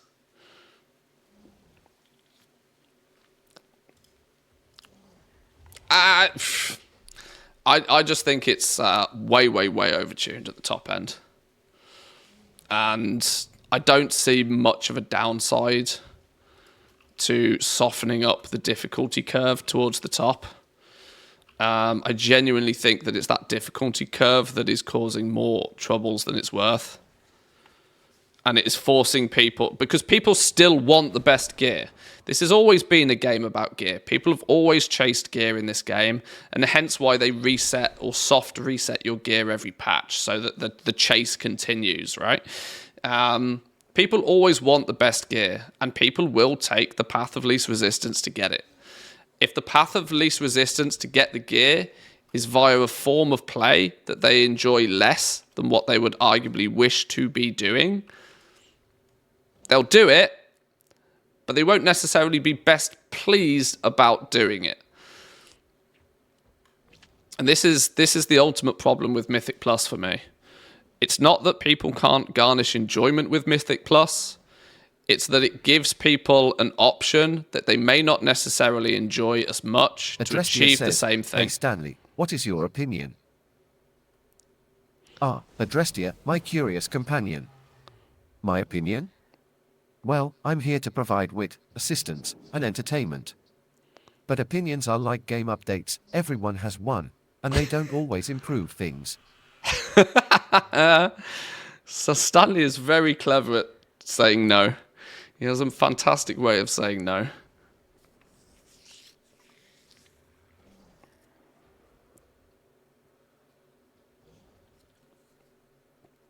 I don't ultimately know what the solution is, but I do think that, you know, softening the top end would be a very, very good start. Having it so tight as it is right now, I believe, is overall problematic. And when you look at and it's been that way for long enough now, so that people, I mean, we've even had people saying it in the chat, right? That people flat out borderline don't even consider stepping foot into Mythic raiding, or even attempting it, because they know that the strings are too tight. That the margin for error is so small that the failure rate for most people is so high that it's unattractive to even attempt it. Which generally I think is a downside of a game that is trying to, you know, provide entertainment to you.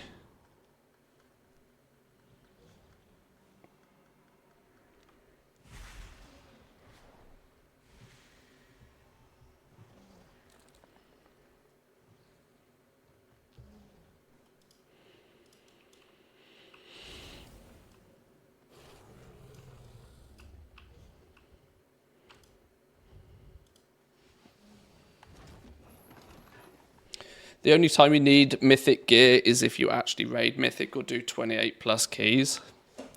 That's not the point though, is it? That's not the point. It's entirely possible to not need something but still want it. I don't need a Ferrari, but I want one. That, like, the fact that I don't need it doesn't invalidate my desire to have it.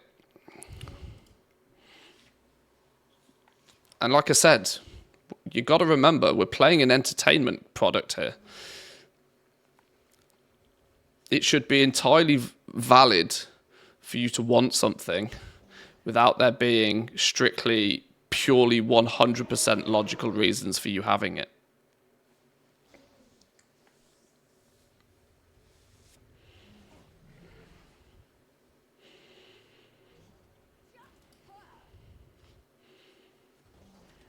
Like I said, this is where I think they've kind of lost the path a little bit, in a way.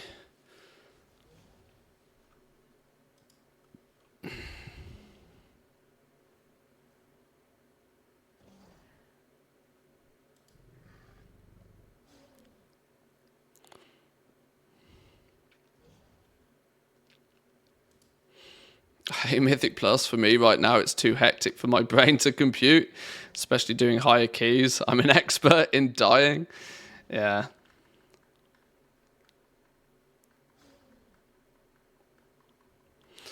There's always this problem in MMOs, though, because they appeal to such a wide variety of people, right? You've always got those people that, you know, want to just sit down and be entertained. Yet you will also have those people that are willing to dedicate vast quantities of time to researching and preparing and getting better at doing certain things. And obviously both of those styles of people, you know, should adequately be able to do just that. But at the same time, I feel that one party shouldn't invalidate the experience of the other, which is ultimately the fine line that Blizzard as a development company has to try and achieve. You know, they have to provide entertainment and value to the hardcore players of the game. But if they do that at the expense of... If they're doing that at the expense of the other category of people that just want to sit down and be entertained and want to feel that if they play the game on a, you know, every other evening with a bunch of friends, that they should slowly across a few weeks be able to you know, progress through to the top end content without having, you know, this like almost invisible wall put in front of them. Oh, now you not only need exactly 20 people, but you also need exactly 20 people that are all of at least a minimum threshold in quality. And then you all need to perform, you know, 95 percentile with dedicated focus. And you all need, you know, the step is like the distance between casually raiding heroic and stepping into mythic and progressing through mythic. Like there's such a massive delta between those two scenarios. It's completely understandable that most people don't even feel as if it's worth their while to try.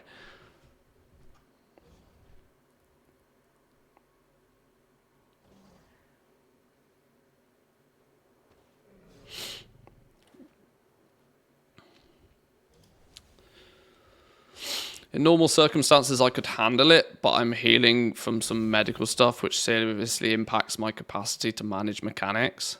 Mythic Plus is just crazy in general.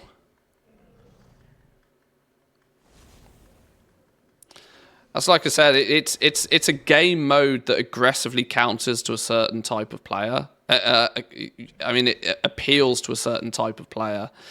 And with it also being the path of least resistance to good quality gear as well, it artificially, you know, pushes more people into Mythic Plus that under normal circumstances probably wouldn't do it. There's an awful lot of people that have played this game for a long, long time that do genuinely like that approach of, okay, we log in, there's a bunch of us, we all agree to log in at roughly the same sort of time, and we go into an instance, and then we spend 8 to 10 minutes trying to kill a boss. And if we kill it, great, we get some loot. And a handful of us are better off for it. And then you sit down, you move to the next boss, you kill a bit of trash. It's relatively chill, but you can steadily progress. Mythic Plus applies very much to that Zoomer mindset of just go, faster, shit, we're on a clock, oh my god, we got to time this key, quick, pull more trash, quick, you know, oh no, we wiped, oh, it's game over, quick, rage quit, oh, F4. They're very different game modes.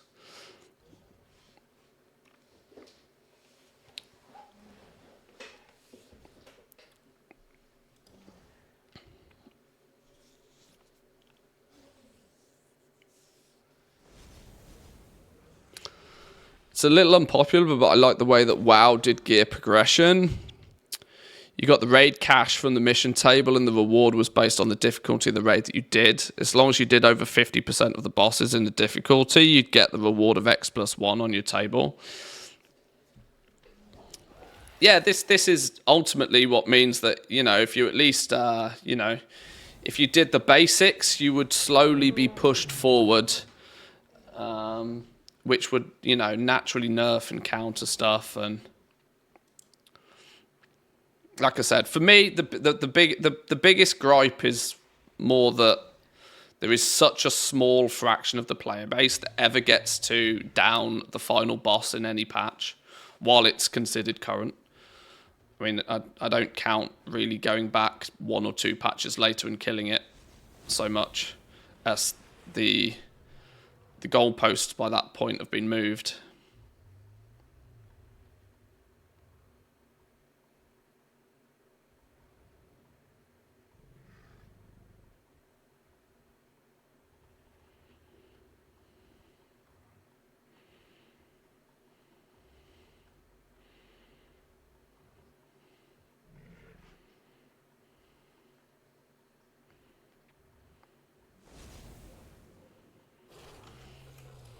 I wonder if we actually sold anything yesterday. Have we got any gold in our mailbox? 30k.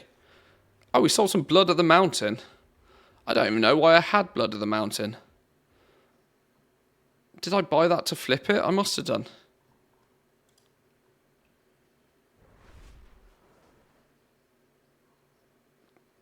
It's been a while since I've done a restock, actually. It might be about that time.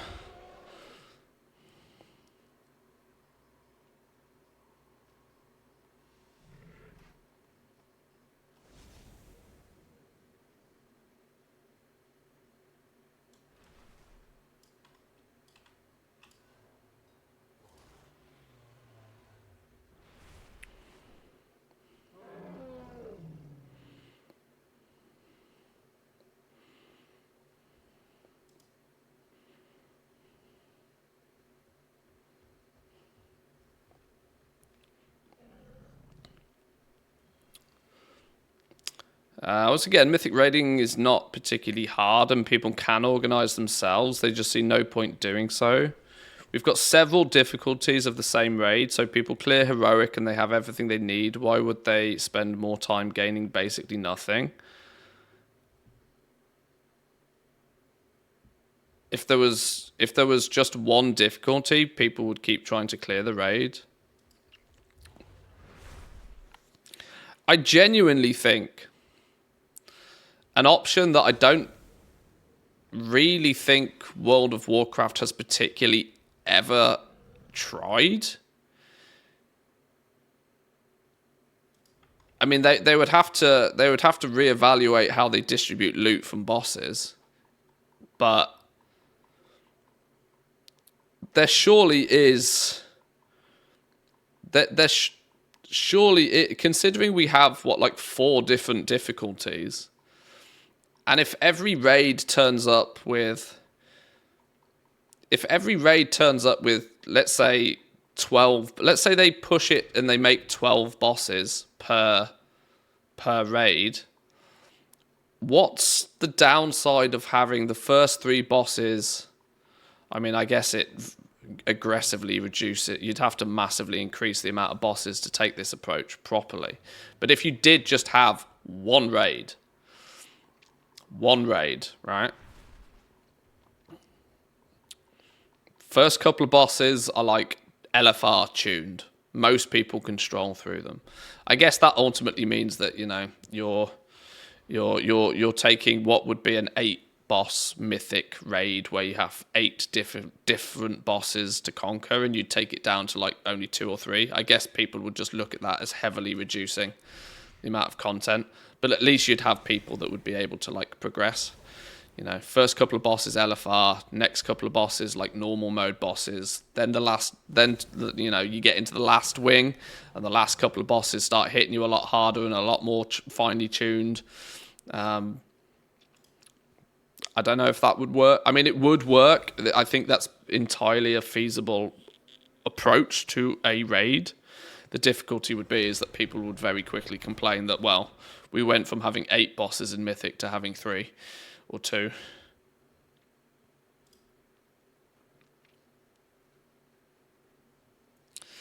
So maybe there just isn't a solution.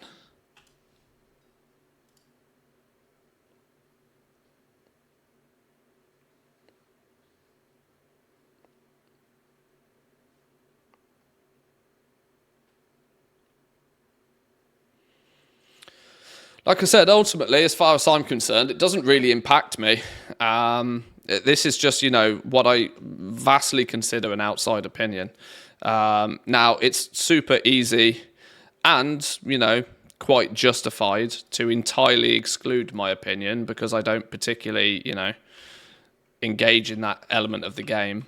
But at the very same time, I think half of the reason I don't engage in that game is because the chase. I got bored with the chase for gear quite a few years ago at this point. Consistently, patch on patch, having the goalposts moved in terms of gearing invalidated a lot of the desire for me to just do it multiple times. Once you've chased gear for a handful of time, the art of going out and killing bosses, for me, was no longer enjoyable. Figuring out the mechanics and working together with others was not necessarily what gave me the desire to log on. So I got interested in other things. But I do think that I don't think there's anybody out there that can deny that World of Warcraft is in a bit of a rocky position right now.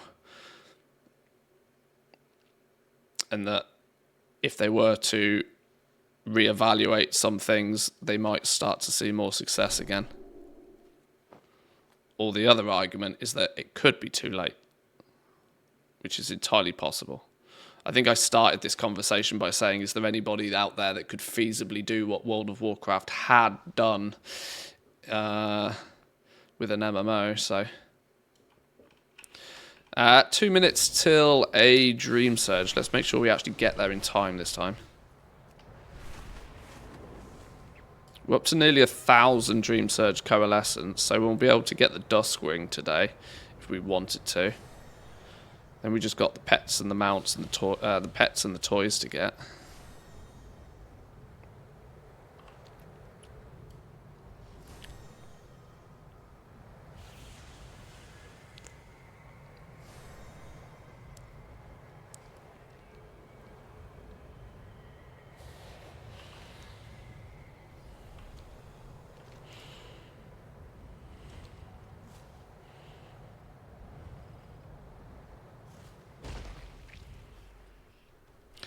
Been many WoW killers over the years. Turns out it's not that easy to kill.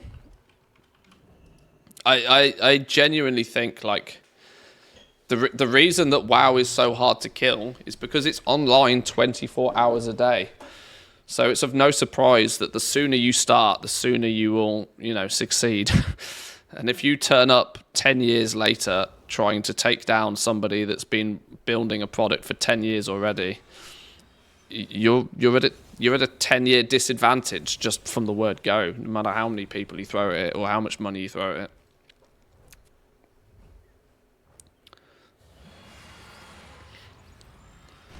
I don't think WoW should look backwards anymore. The player base they have now is probably the player base they'll have in the future. I also think Blizzard's happy with it. I genuinely think that, it was quite some time ago now that they stopped promoting sub numbers. And I think there was two significant reasons for that.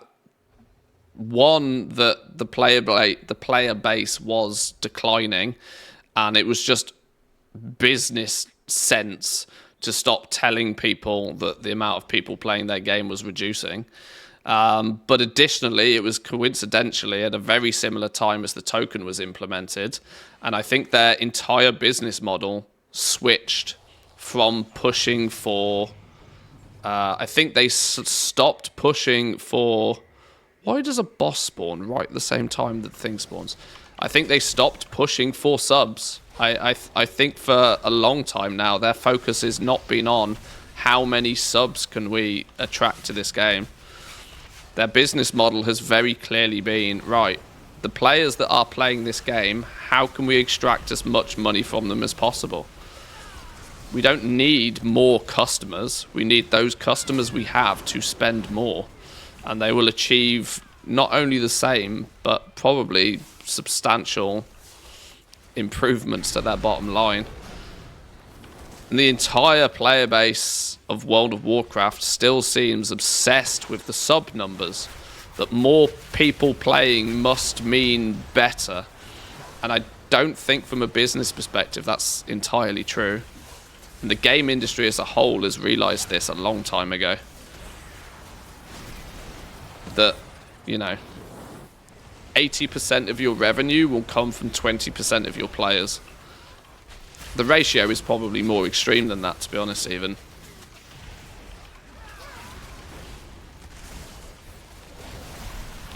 that getting a vast amount of people to start playing your game by making it free to play is a great way to attract many, many, many people, because there's billions of people on this planet. But ultimately, you only care about the handful that are spending just an ungodly amount of money. They're the ones that make your product profitable. But that's just the business side of the game. Which is why I think they don't really try to cater to everybody anymore.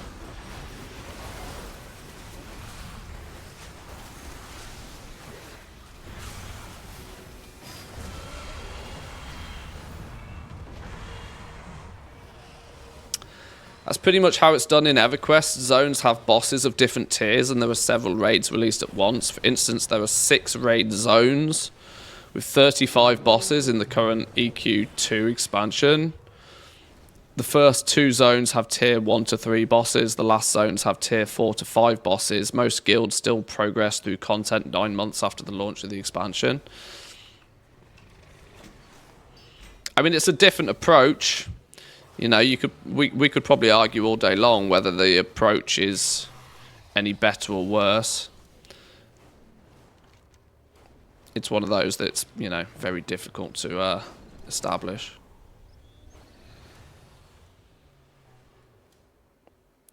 What's this one? Elemental Storm, Firestorm, Snowstorm, Thunderstorm. Okay, that's actually the one. The Earthstorm is one I've actually done.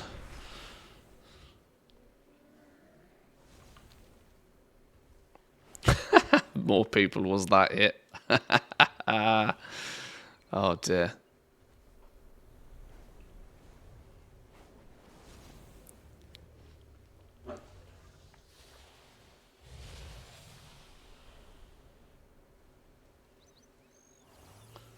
Think about what happens when Blizzard launches WoW again in China. I'm not sure they will. I mean, they might, but like I said, I don't think they're entirely trying to. I don't think they're even entirely trying to appeal to everybody on the planet anymore.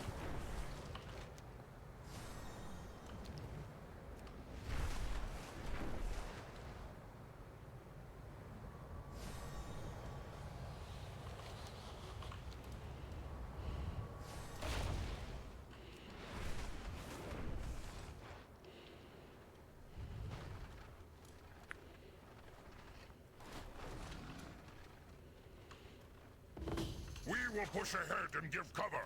Set up a camp so we can launch our assault. There's a lot of achievements to grab in these zones nowadays that I've completely glossed over. These ancient stones.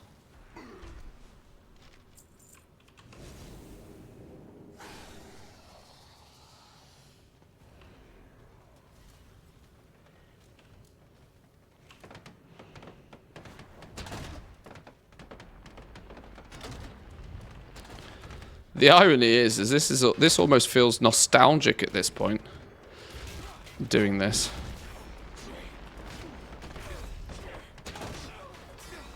I don't strictly know why I'm doing it. I'm doing it because I'm here, but Pushovers! Take out the lieutenants, and the rest will crumble. and the fact that it offers Dream Surge stuff.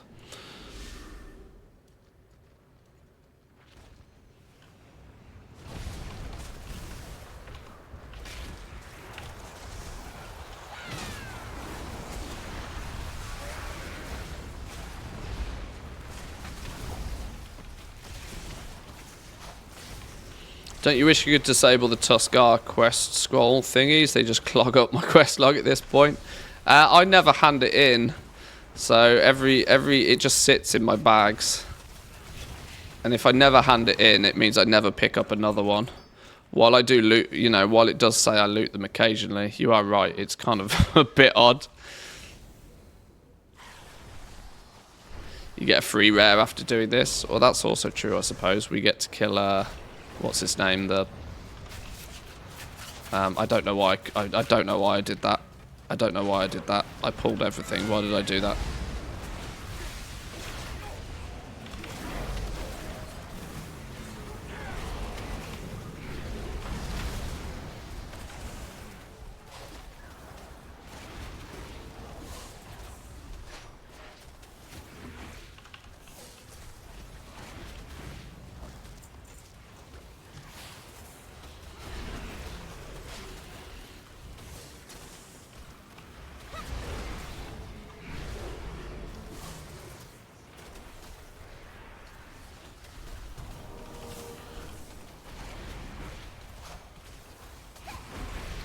Right, this dude's down.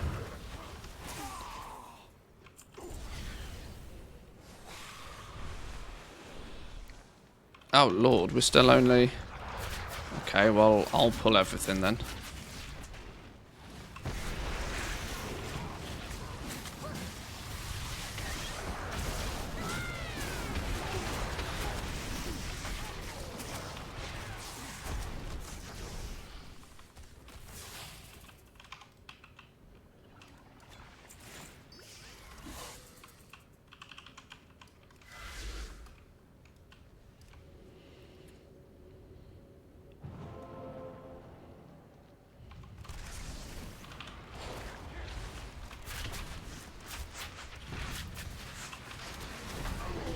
They're trying to keep us out with fire.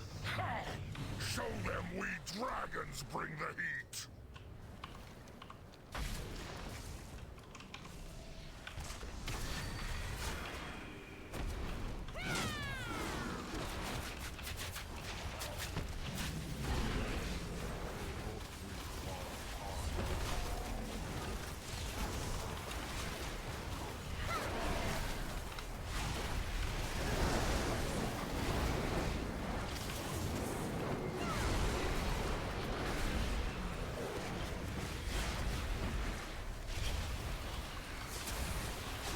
Right, you're dead.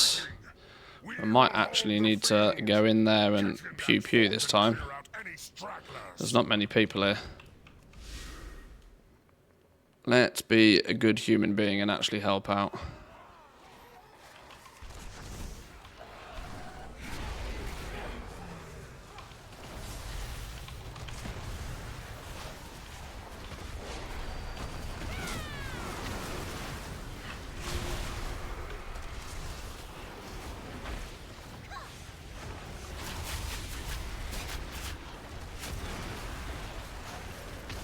And with that, you Bingo. have given us back our home. Quick! Thank you. Captain Lancer, go, go, go. I wonder if Captain Lancer still has the chance to drop the Elemental Lariat recipe. I have a suspicion that he only does that if it's during an elemental storm, though. Who was it? Somebody in somebody got him to drop the Elemental Lariat recipe. Oh, he's empowered now as well, which also means that he's protected for a minute. This should have been the case from day one, to be honest, because he was often nuked before you even got to him. Jeez Louise. Okay, stuff.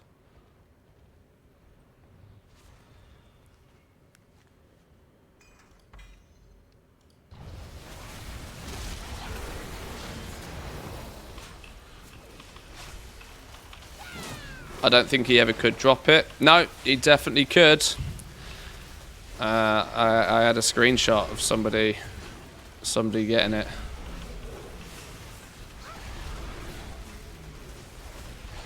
Like I said, I do have a suspicion that that was only during an elemental storm, though.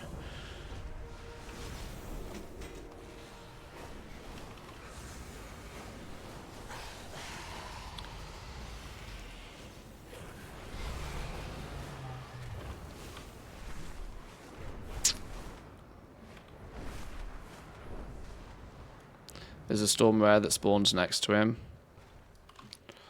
Okay, well, either or, fine.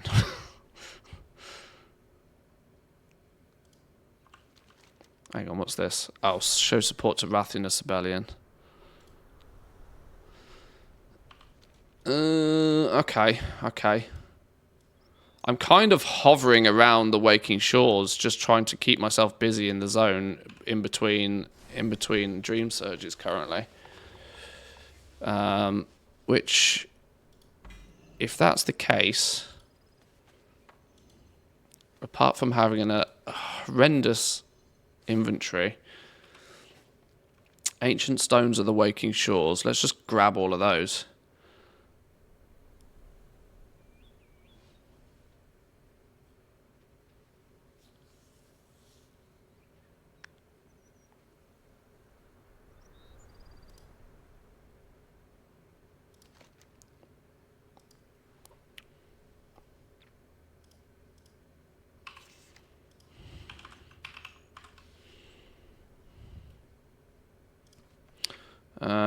Ancient stones of the waking shores.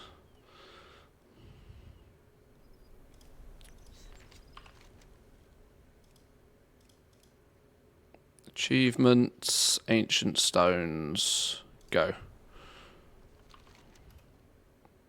Right, let's couple up this way. Inside the obsidian throne.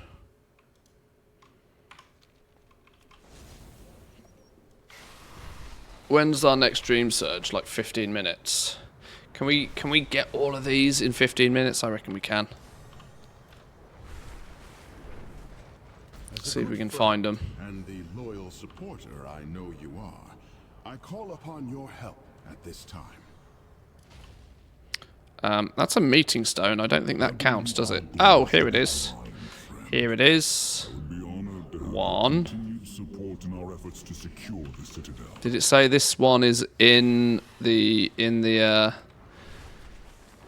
downstairs section? Oh, hello, Rare. Let's go kill Rares.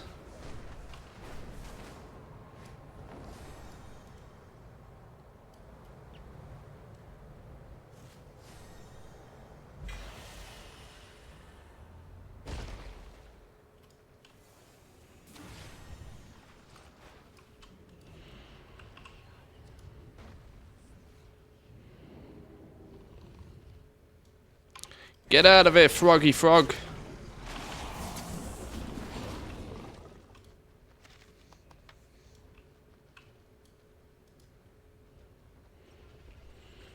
"20 seconds. Can we grab a drink in 20 seconds? What's the odds? It's not even 20 seconds, it's 10 seconds.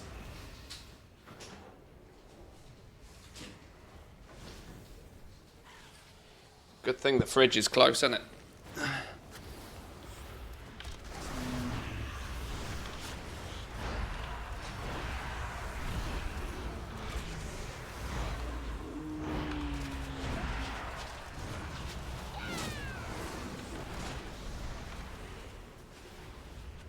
Wrecked. Pet's dead.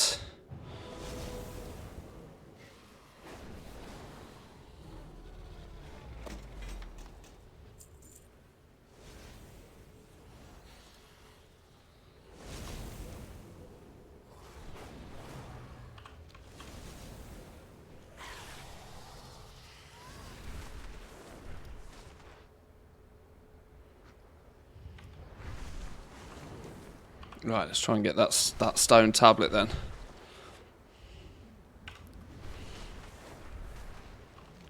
How did we get into this bit? It's down here, isn't it? Right, so presumably this is going to be like right at the back or somewhere.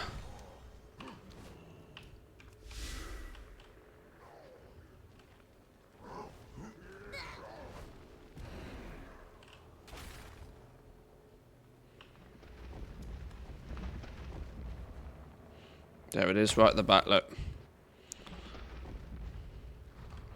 If I can get there without using camouflage, we can feign death. Use camouflage on the way out.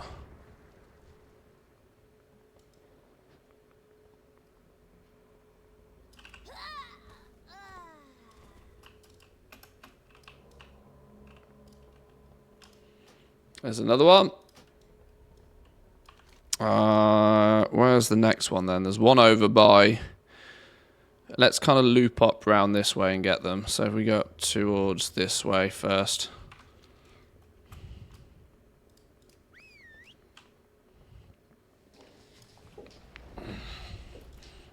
Oh yeah, I was going to use camouflage, wasn't I? Oops.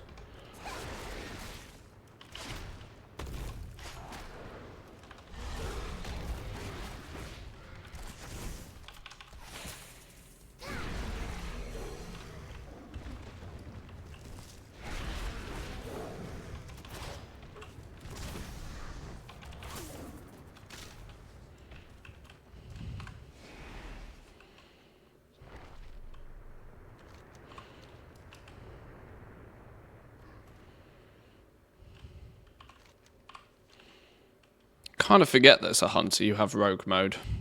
It's very convenient.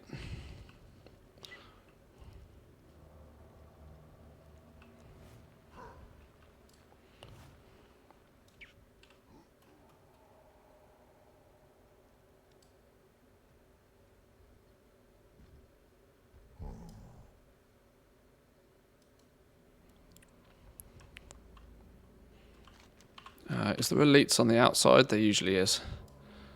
They're getting pew-pewed.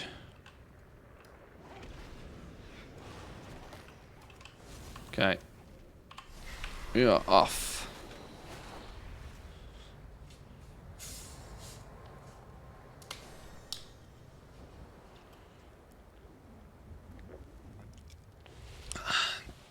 Now, if I've calculated things correctly, the post from Blizzard about 10.2 will come out at about 8 o'clock this evening, which is in a little under 7 hours.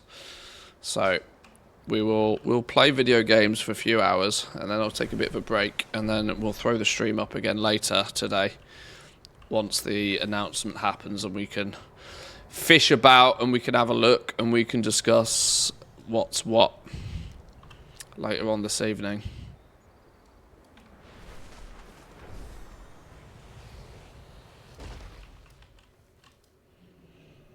I do hope they give something juicy in 10.2. I mean, they've got to be working on something. What's a dreaming growth?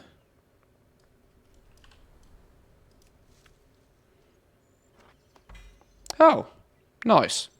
Just more random stuff. I guess I'll take it. Not all growths are that pleasant. One over here.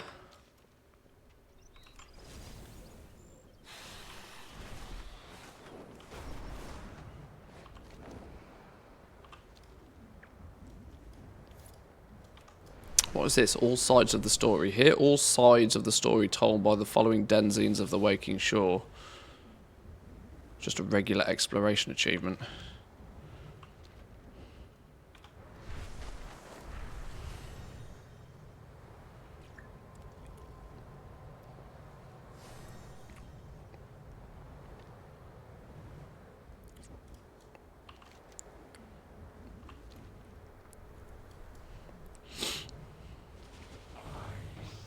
Massive magma shell.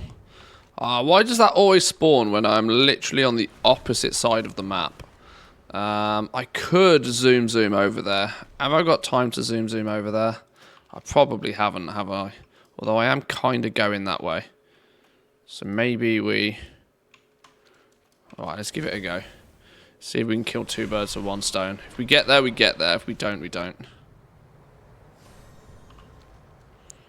It should have a minute until it is pew-pewable.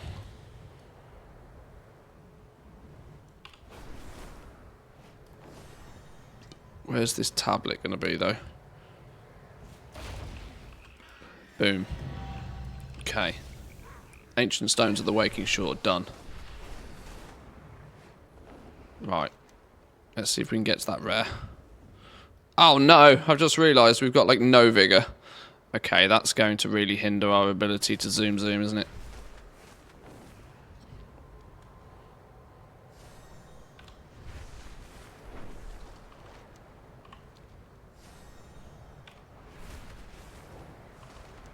Yeah, there ain't no way we're getting there. My only hope is that other people have decided to not go there because it's on the arse end of nowhere.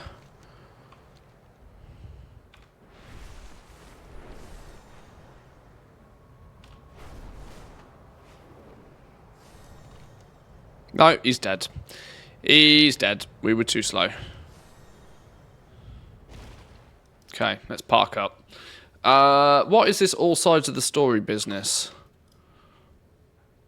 All sides of the story. Tarajin the Blind, Varys Strazus.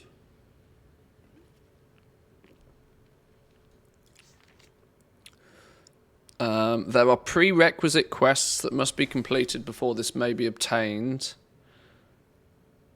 Okay. Can I alt-right click on that for a waypoint? No known coordinates. No known coordinates. All sides of the story.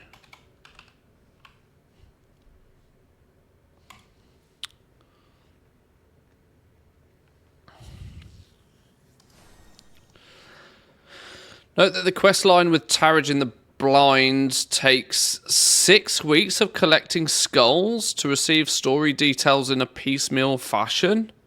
Oh, dear Lord, have mercy. Okay. The quest line with Kolgar Flame Guards takes 3 weeks. The first week you receive 2 quests, the second week you receive 2 quests, and on the third week you receive a quest that ultimately awards progress for Duros and Kolgar. Okay. Just had to do the collect 25 skulls quest a second time as it was bugged. Great. I'm consolidating some of the info, blah, blah, blah, blah, blah. Who do I still need? Taraj the Blind.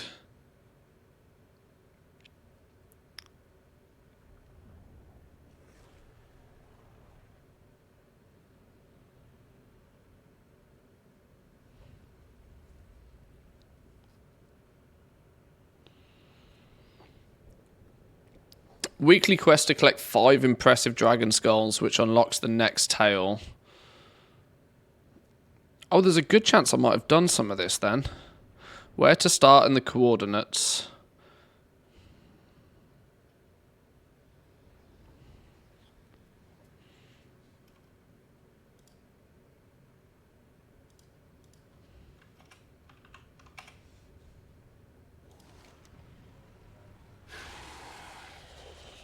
Why didn't it give me a map ping? Oh, all the way over here.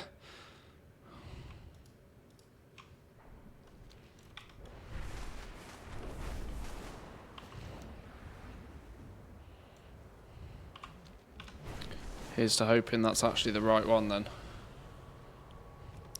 I'm not looking forward to doing all of these. Aquatic Battler, Beast Battler, Critic Battler. I mean, I don't mind me some pet missions, but the aquatic ones are like, or the family battlers are painful. Patience. Do I not have a flight point? There is a flight point that I do not have in the middle of the Waking Shores. Hello? How do I not have this flight point? Hang on. Hang on.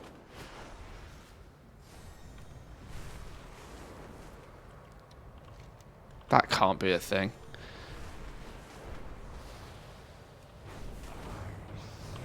Oh no, flipping rares. Rares, all the rares. I wasn't prepared for that. Okay, well, we have to get distracted by squirrels from time to time.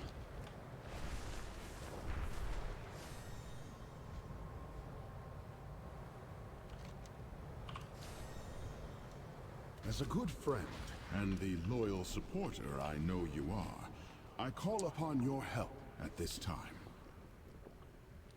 Oh, this is the dude that gives the Alvin the Anvil pattern. Killing you then. Be honored to have your continued support in our efforts to succeed. Just give us scouting maps for Dragonflight. Yeah. These all spawn and presumably all go live at the same time.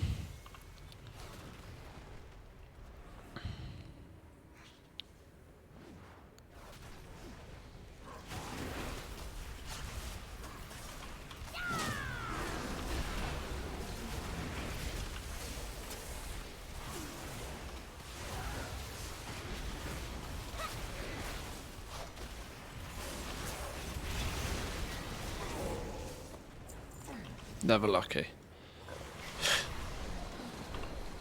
Right, who are we going to next? Oh, not you, because you're already dead. Char, then? I guess there seems to be a bit of a mass panic towards Char. Oh, God. Oh, God. I'm not going to make it. We're not going to make it.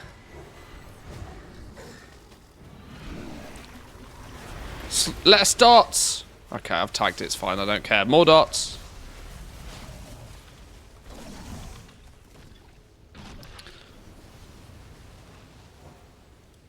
Pet battles had high priority. Finished family battle of day 4 of the expansion. You just wanted to get it out of the way, I guess. Otherwise it'll just be the bane of your life for the entire expansion. That's probably very smart.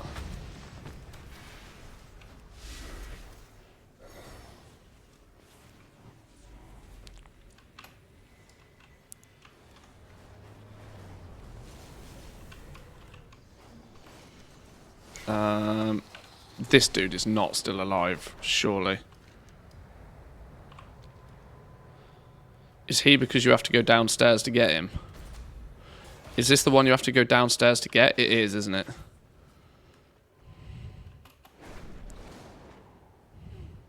Oh, and I hit a flipping wall.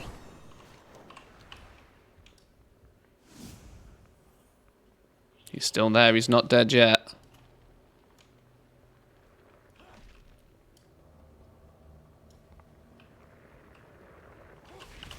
Oh my god. Did I tag him? I don't think I tagged him. Son of a... Okay. Right, next time. Next time.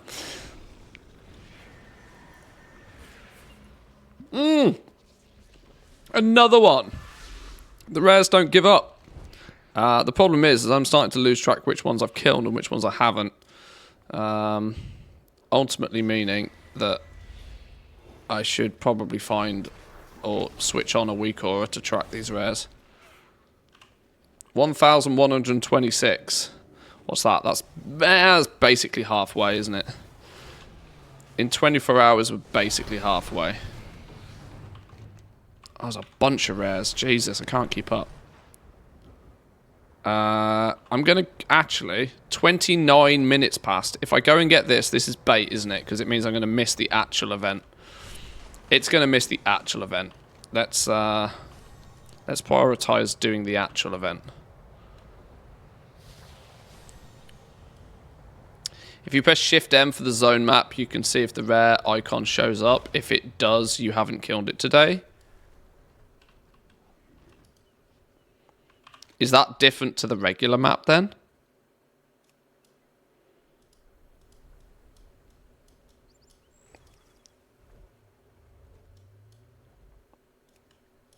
Why can't I move the pissing thing?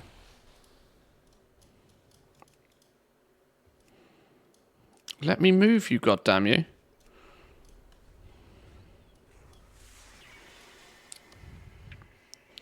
Oh, is it one of these? You have to move it with... No. The zone map doesn't have a UI thing yet. I don't know. I'll figure that out in a minute. Whoa, whoa, whoa, whoa, whoa. Right click the tab.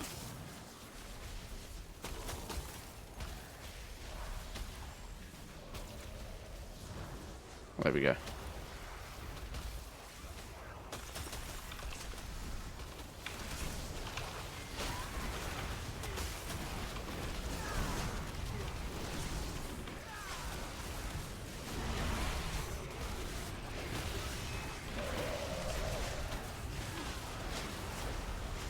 At least on the PTR you can re-kill them.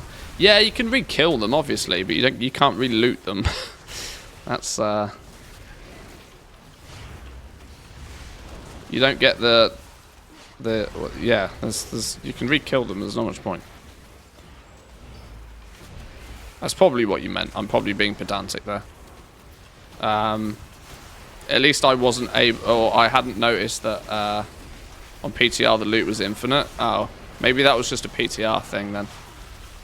I'm pretty sure I've killed the same one a few times in the same day and it hasn't given me loot multiple times.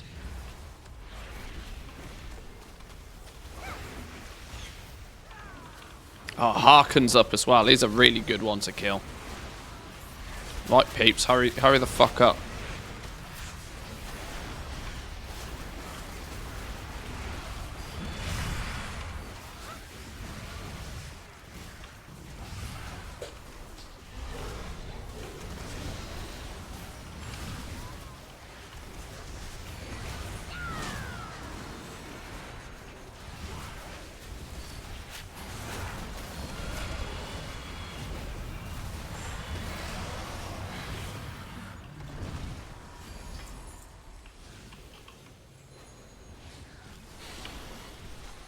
Right, we're going to Harken because it's the equivalent of killing 4 rares.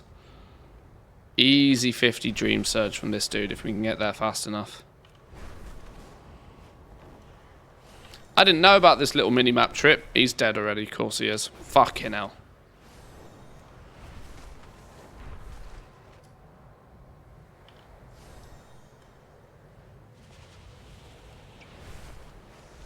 He's dead and all.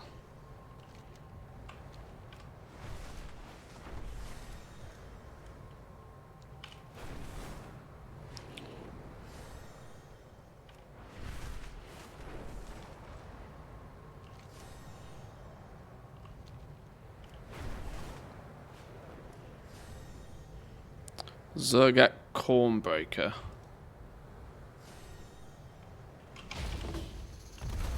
Have I missed it again? He's dead. He's dead. I swear, I swear I hadn't killed this guy. Okay. Alright, fine. We missed it. We missed it. We missed all of the rares. I was still going here because apparently there was a flight point I was missing, which seems remarkably odd for me.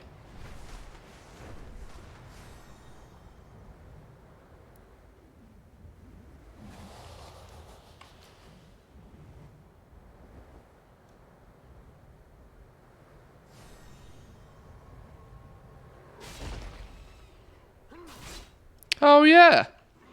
Huh. Let us hear your story. I was missing a flight point. Well, well, well. It's only taken me 10 months to get that flight path. That's somewhat impressive. I was going all the way over there to check for this quest, wasn't I? You unlock that one via questing. Easy to miss. I mean, I've done all the quests. I make it I make it somewhat of an effort to make sure I've done all of the quests on my main, which is why it makes me think that I'm confused that there's these all sides of the story thing I haven't done. There must be a sneaky quest around here somewhere.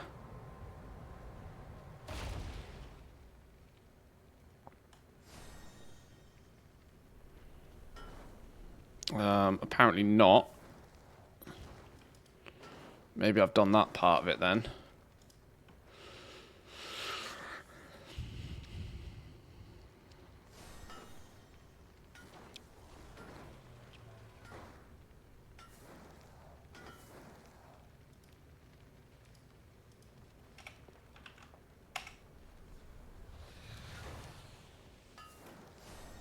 Inside cave down here. The fact that there's not anything showing on my minimap as because have I got BTW quests on? I do as well.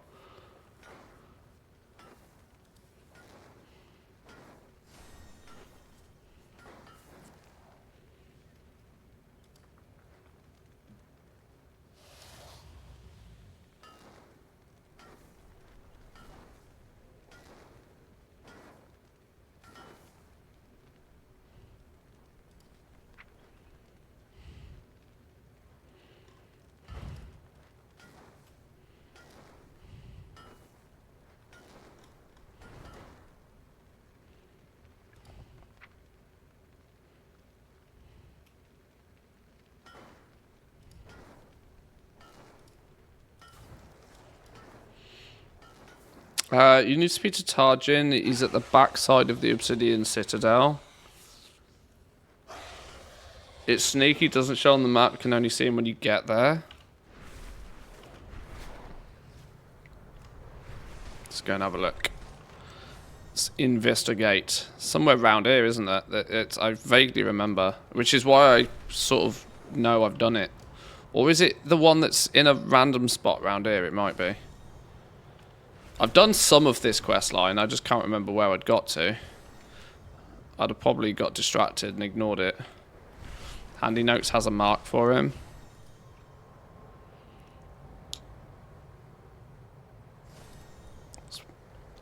There we go.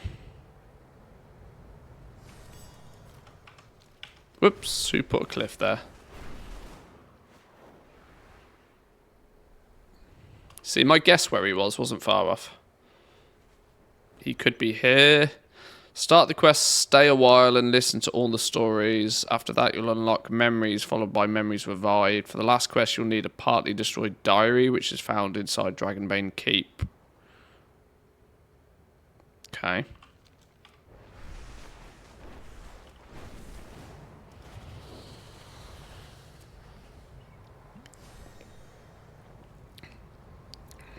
Dream Surges, I suppose, is a reasonably good reason, or a good excuse to get some of this zone content done, I guess.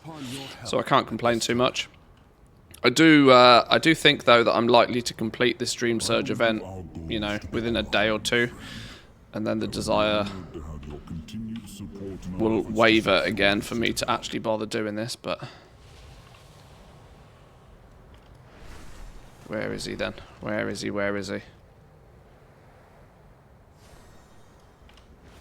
Here it is. Here it is. Diddler diddler duh. Bum bum bum bum bum. Collect 5 impressive dragon skulls from powerful dragons and proton dragons.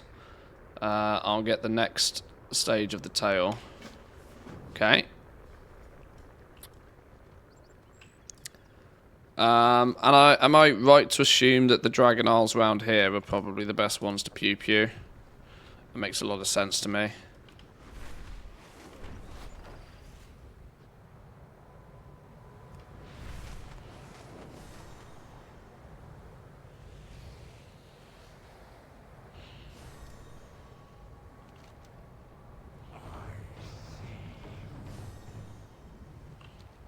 Oh, hang on, rares. Did it show on my mini-map? It did.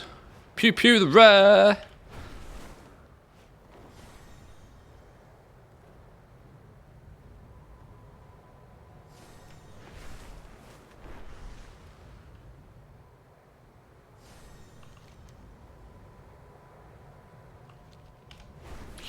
They need to be elites. Alright, that makes sense. There's a green blob.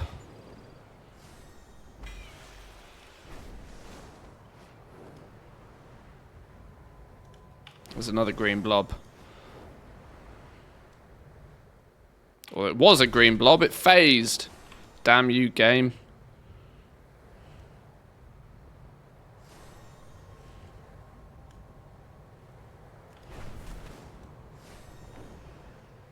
Is it...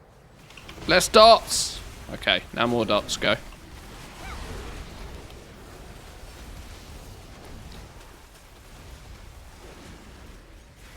Takes green blob, misses rare. Hopefully not.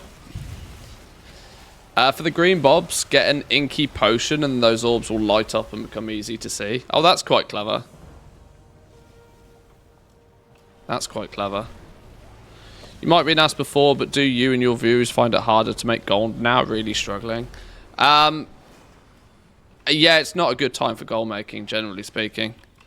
There are vastly reduced ways to make gold in this expansion to what there have been in past expansions.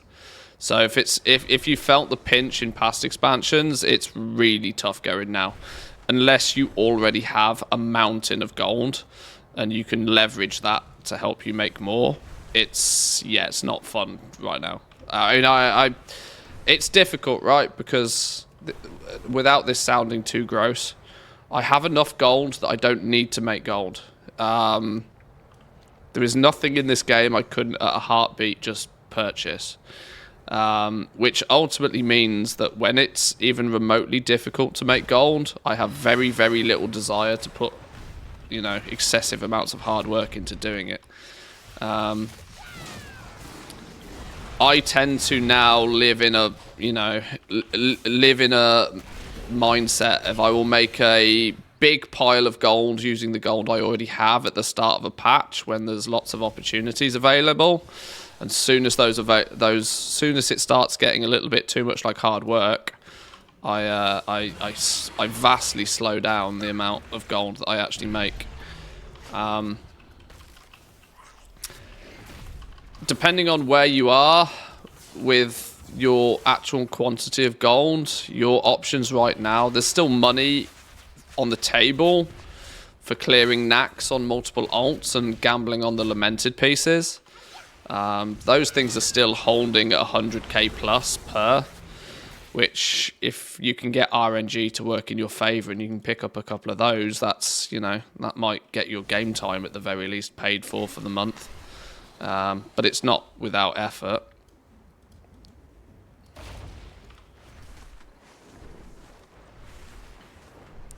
obviously has the prerequisite of that you kind of need a bunch of alts to be able to do it effectively, but at least they don't have to be too high level. Gathering in general is just painful right now, unless you have a fully decked out herbalist and miner. And even then, it's probably not good going, because the reality is not many people are buying materials in bulk at the moment. We are getting patch 10.2 information later today, and maybe even the PTR, meaning that now is a good time to be kind of looking forward, seeing what's coming, maybe making a few decisions based on preliminary information we get about the next major patch. We're in like a preparation stage, to be honest. The first couple of weeks of a patch is where you implement what you've planned for, and you know, you harvest your gold. But we're now at kind of a point where you need to be planning and looking forward.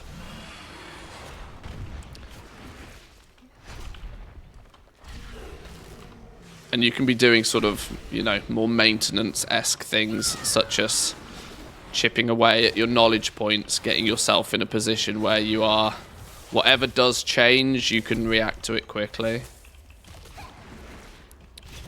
I'm not really the type of goal maker or content creator that will try and persuade you to go out and farm something for fake value transmog or something, so it ultimately means that I don't always have a perfect answer.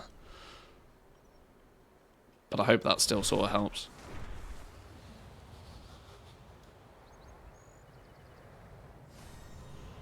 I need one more dragon skull.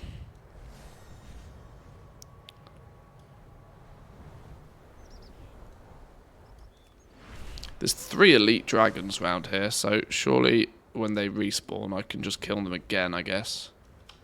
Hello, what are you? Oh, you're an elite one. There we go.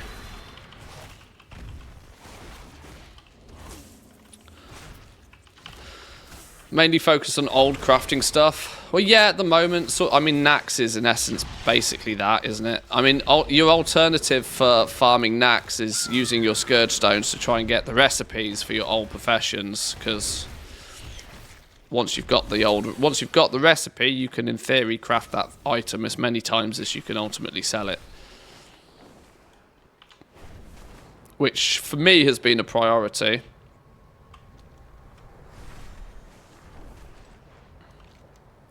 Meaning I've got most of the recipes from Nax, I've got most of the recipes from ZG. There are still some I'm missing for some professions, but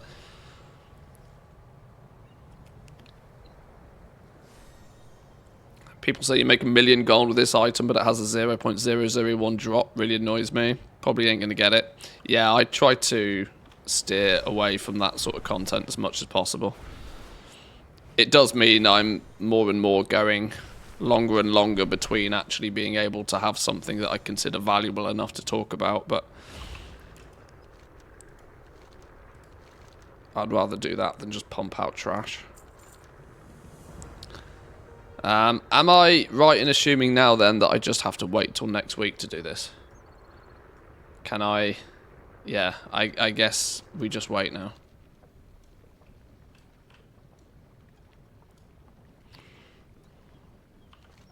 We put that on the to-do list and we come back. What about the other one? Veritrazaz or whatever his name is.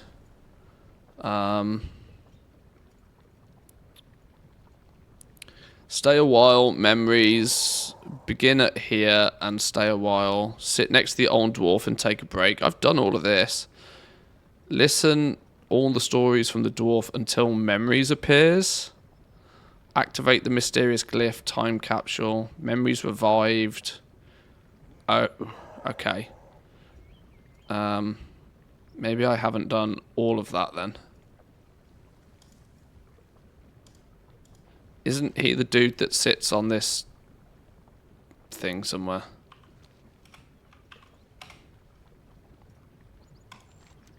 Yeah.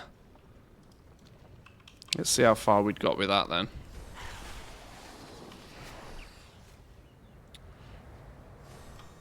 The rares in this zone feel like bosses, you know. That There seems to be none for ages, and then 4 spawn all at the same time.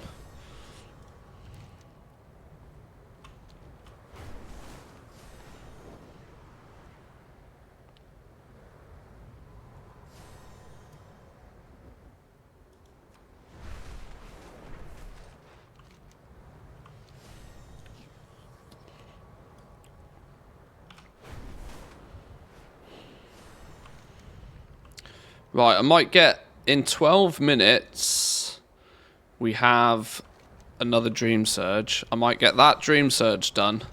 And I might get my Nax run done on this dude for the week.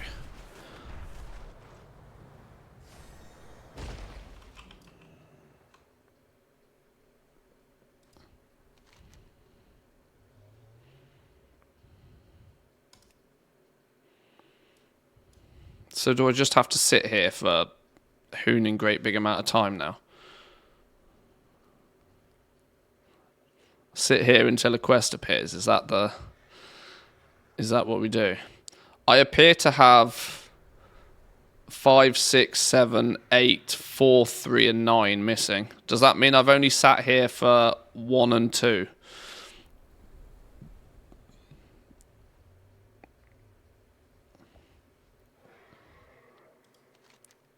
Oh, hang on. Ask what it felt to like to leave the Dragon Isles. You can tell me a story now. Oh, I clearly just have not been patient enough for this then.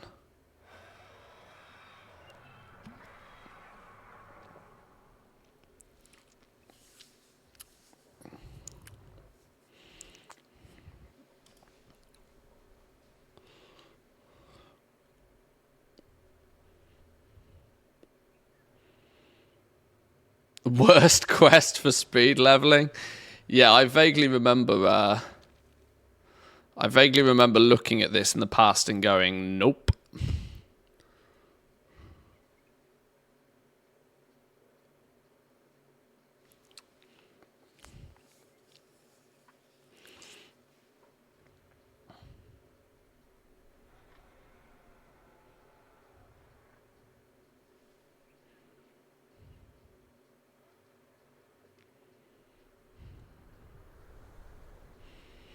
I mean, I could actually just read what he has to say. That might be a better way to kill the time, mightn't it?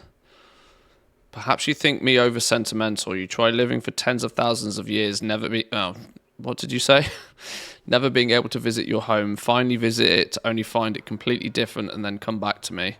Although there is enough war in this existence that maybe you do know something about that after all.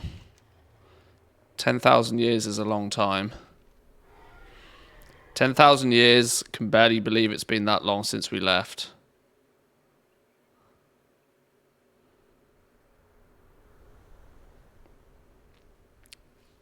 You can't imagine how awful that time was. The fear that surrounded us. The sundering, the betrayal of the Black Dragonflight, the Dragon Wars. Penumbras is being empowered. Oh, I keep seeing... Oh, okay, this is... I keep seeing things in my chat channel telling me that rares are spawning and being empowered, but they're not showing up on my minimap, which presumably is because I've killed them already today. Clever. Good, the game does my job for me. Oh, here we go. Now we only need 5, 6, 7, 8, and 9. Okay, we just need to talk to this dude a bunch more. Ask about the Dragon Wars. The Dragon Wars, you may call it something different, but I was there. And that's what I call it. All the Dragonflights versus the Black Dragonflight. If anything, this should have been voice acted. Yeah. Yeah, you're right. You would think it'd be an easy fight. 4 versus 1 after all, even with the Demon Soul. The Blue Dragonflight was nearly destroyed in Neltharion's initial strike. So 3-1. Still great odds until you realise what it was like. Oh, for reference as well, by the way, you know there's that add-on for Classic that voice acts basically the entire game for you. I was talking to the guy who made that add-on ages ago, and was quizzed him basically. I think was it on Twitter? I can't remember. But like I quizzed him if he could do the same for retail, and he said he'd more than want to do it for retail. The problem is that to Let's get make sweet, like sweet to get profit the together. entire of retail voice acted. Inti Up Muppet subscribed for 6 months and says, smiley face. Smiley face back at you. Thank you very much for the Inti Up 6. Muppet, the esteemed subscriber. Your 6-month commitment warms my digital heart. Here's a virtual tip of the top hat to you. Smiley face. Tip of the top hat back at you. Yeah, the guy was saying that if he wanted to fully get an AI voice acted retail version of the game, it would probably cost, he quoted it somewhere like $500 or something ridiculous to voice act the entire game via AI. And at the time I thought that's ridiculous, right? Because there's like basic voice acting stuff out there. But getting Stanley set up, I very quickly came to realize that Microsoft Dan might be AI voice acting that might be free, but it sounds like Microsoft Dan. When you actually start looking for good quality AI voice acting, it gets really expensive really quickly. So much so that when I was trying to get Stanley set up, I tried this one service, and testing Stanley with a really good quality AI voice cost me somewhere in the region of about $10 an hour. If Stanley was to talk for an hour, it would cost about $10. So yeah, I started to understand very quickly why, if you actually wanted to fully even AI voice act the game, the services out there to do it are not cheap. Now that's not to say that Blizzard couldn't develop something and do it themselves if they really wanted to, because it's all just machine learning at the end of the day.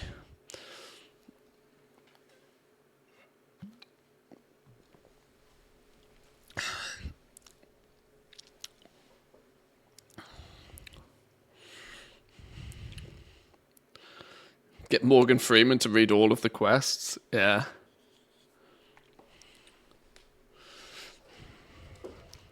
Yeah, there's also it's also $500 for the home game. That's peanuts in company budgets. Oh yeah, of course, in company budgets without doubt. But for like somebody to put their hand in their pocket and pay that to make an add-on, I can understand how, people will make add-ons, but they make add-ons based upon their own expertise of coding, right? And so it's their time, and in that regard, it's no actual outlay. As soon as building an add-on physically requires you to put your hand in your pocket, there's not many people out there that are willing to do it.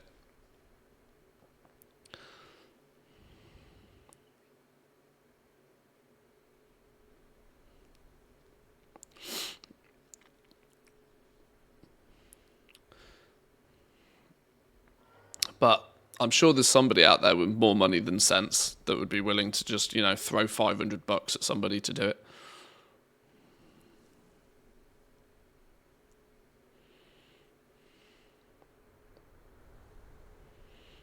Right.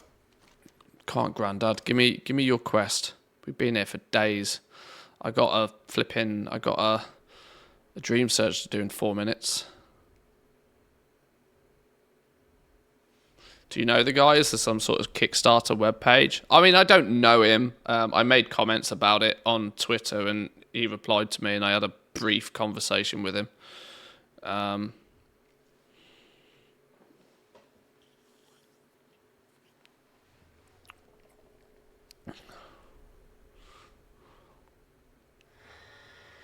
The problem is it's people have tried to replicate voice acting for World of Warcraft before. Wasn't it even Bellular that tried to do it? Like an add-on turned up a few years ago that was basically trying to do the same thing, and it got squished by Blizzard themselves. So I think you'd come up against some friction from Blizzard if you even tried to make an add-on like that. I don't know why it passes in Classic but doesn't in Retail, but I guess there's different rules and regulations, trademarks and the likes.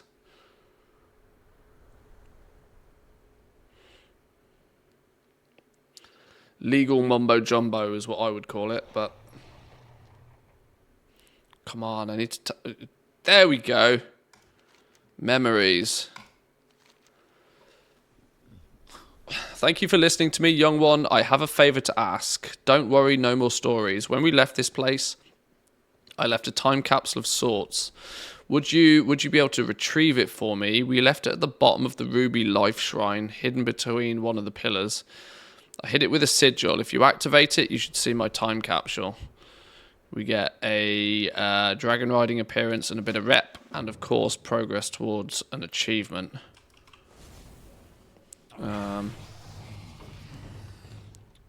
Oh, decisions. Rare. Can we hit this rare and then get back in time to do...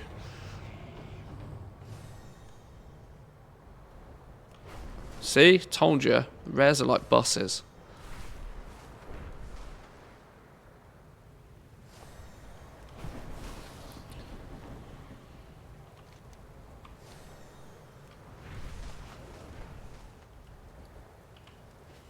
Oh my god, my inventory is very full.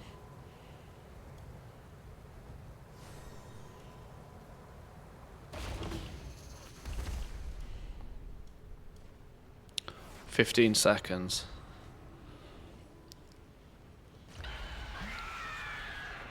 IP law would be the same for both, I reckon.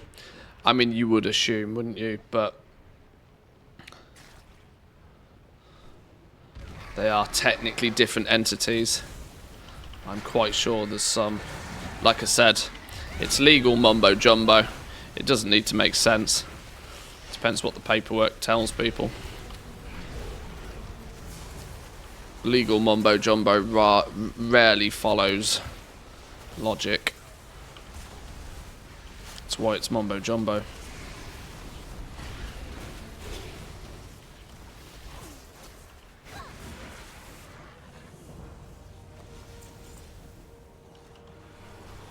Right, now, quick.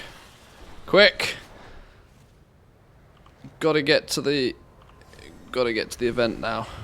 It's going to spawn almost in the next few seconds, if it hasn't already.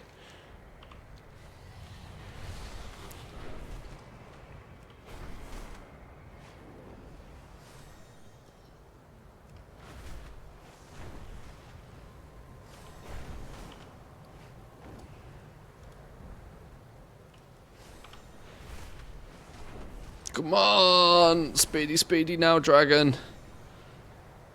It's ridiculous that if this event is up for like more than a minute, you miss it.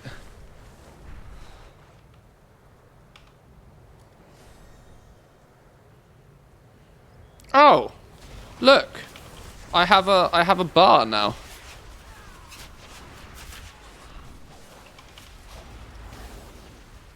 Clearly, sometimes I get the bar, sometimes I don't. Maybe if you are camping out the place, you don't get the bar. If it just spawns on you, it doesn't trigger the... I don't know.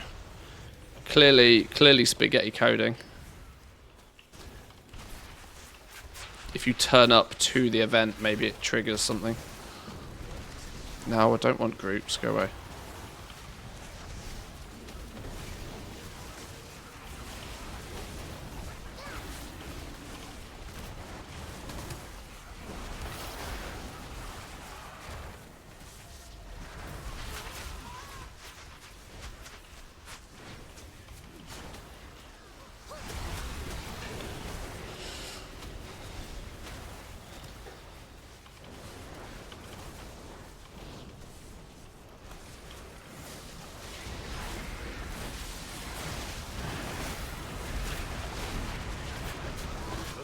Consumes all. Embrace its power. Where's the big dude? There he is.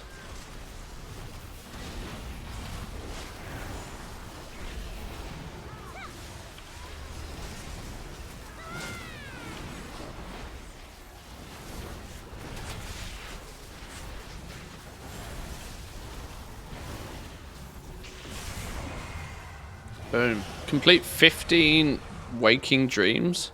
Is that really a thing? Okay. Apparently it is. What are we up to now? 1,261. That's more than halfway. We have passed the halfway point.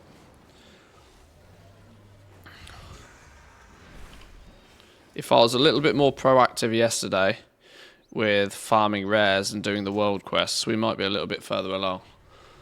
But otherwise, this is not bad going. Let's go and find this dude's thing.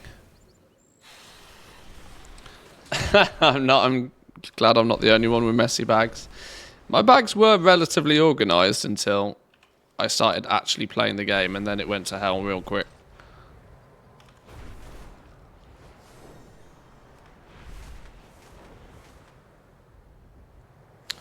%90 of players having less than 40 FPS doing this must feel good. Yeah, who would have ever thought you could do with a 4090 to play World of Warcraft? I bet even if you got a 4090, it still doesn't get you above 50 FPS. There's a time capsule. Let's turn that in then.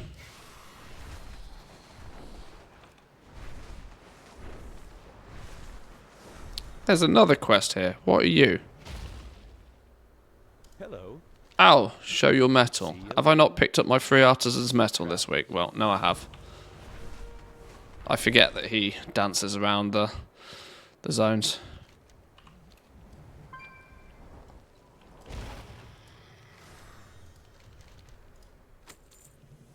Boom. Oh, does that not finish it off? Hang on. Hang on. I thought that was going to be it, and apparently it's not. Am I going to have to talk to you some more? Stay a while, memories. Listen to all the stories until memories appears. Then memories revived. Starts from a partially destroyed diary. While the back part is destroyed, you recognize one name written on the front. Partially destroyed diaries in the obsidian throne. Okay.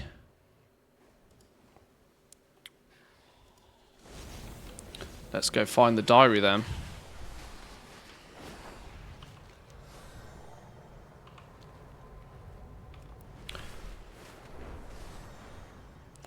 Your mission, should you choose to accept it, is to complete the vaults with your current free bag slots.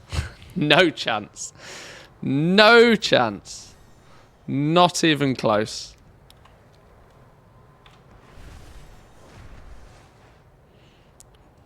That is wishful thinking.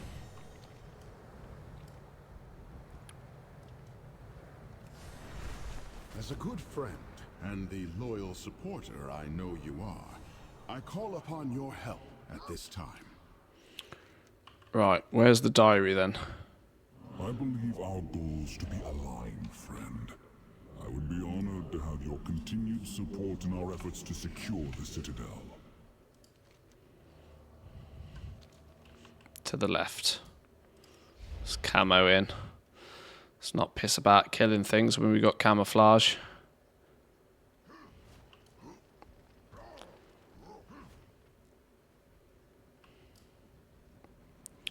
Diaries down this way.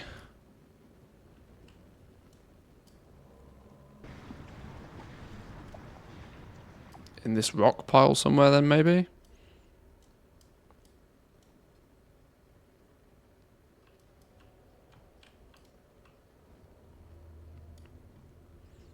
Cannot see anything. That doesn't mean there isn't something.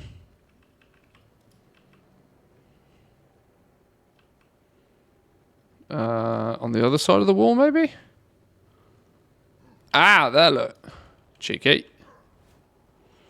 Odd book. Yoink. Memories revived. Shit. We just run for it.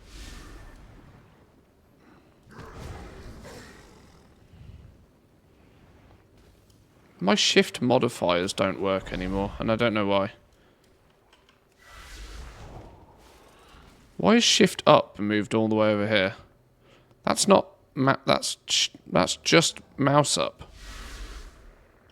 Why is shift up not work? Shift mouse wheel up, who knows? Has anybody else's keybinds gone wackadoodle since yesterday? Or was it just mine?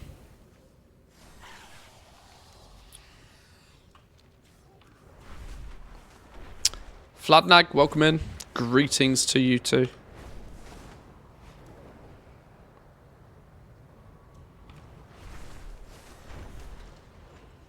Right, turning this in should tick this one at least. Then it's just the weekly quests for Taraj in the Blind. I didn't realise there's 6 weeks of quests for that dude, so that'll have to just be work in progress.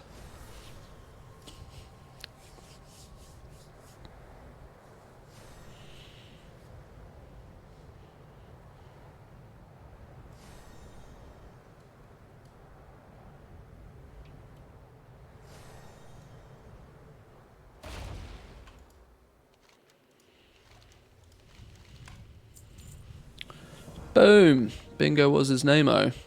Will the 10.2 PTR go live today? There's a good chance. If you actually look at your Battle.net launcher, you might be able to spot that the public test realm has been renamed to 10.2. When you load it, though, it's still actually only version 10.1.5.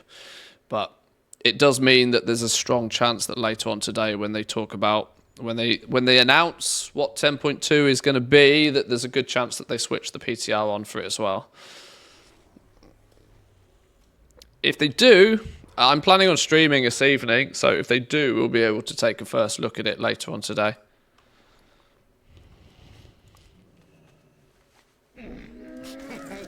Many deals for a friend of the Grummles, like you. Right, there's probably an awful lot more trash I need to get rid of, but Many farewells. we've done the secret for the day. Okay, we're mostly caught up on bits and pieces. Can't progress any further on that. Aquatic Battler, Beast Battler, Critter Battler, Dragonkin Battler, Elemental Battler, Flying Battler, Magic Battler, and Mechanical Battler are going to have to wait. Try speciality food and drinks from a variety of Thaldraszus entities. Eateries, sorry.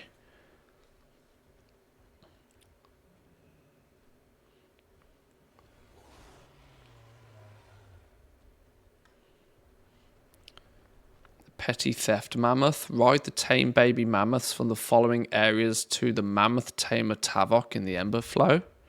What?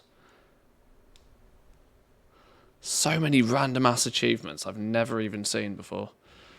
Symbols of Hope. Release the 10 Hope kites that were tethered by locals of the Waking Shores whilst waiting for the dragonflights to return. This surely should be pretty easy to do, right? Symbols of Hope.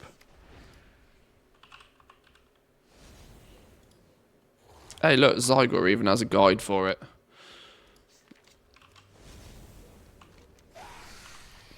If Zygor even has a guide for it, that's easy sauce. Let's do that while we wait for some rares. That one surely is in handy notes. Yeah, it probably is. Zygor will send me on the right path, though. Is it just me that thinks Blizzard tried to make mess with our bags? It's awful to watch my bags with all these shitty materials. It's not like it's possible to make them... Well,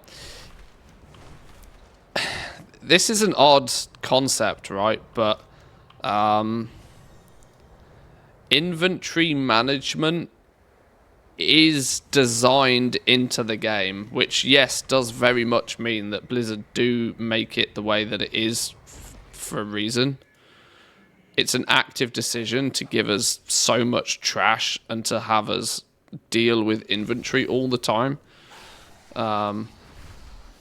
It's not necessarily something that most people enjoy, but it is deliberately meant to be part of the game, which is very weird to me. It's just an inconvenience, though, once you've played for long enough.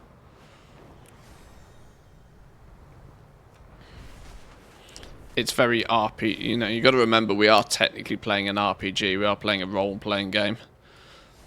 But I do think they could ease up on the inventory side of things. But then again, look how dog shit they coded D4. Oh, we can't give you stash tabs in Diablo 4 because we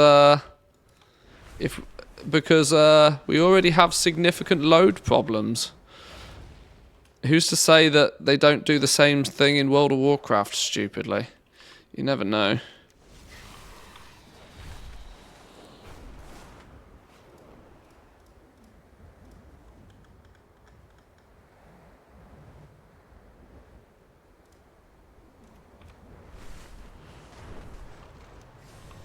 And for those people that maybe weren't aware of the problem in D4, when people were outraged that they weren't easily able to add stash tabs to alleviate some of the problems with things like gems, Blizzard responded with, well, we can't give everybody more stash tab space because every player you encounter in every zone, the game loads not only their inventory, but also every single item in their stashes as well.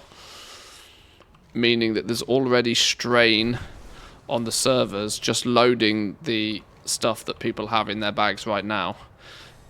So they are having to go back to the drawing board and recode how inventory works in Diablo so that they can add more stash space, which is absolute utter fucking madness. But multi-dollar company.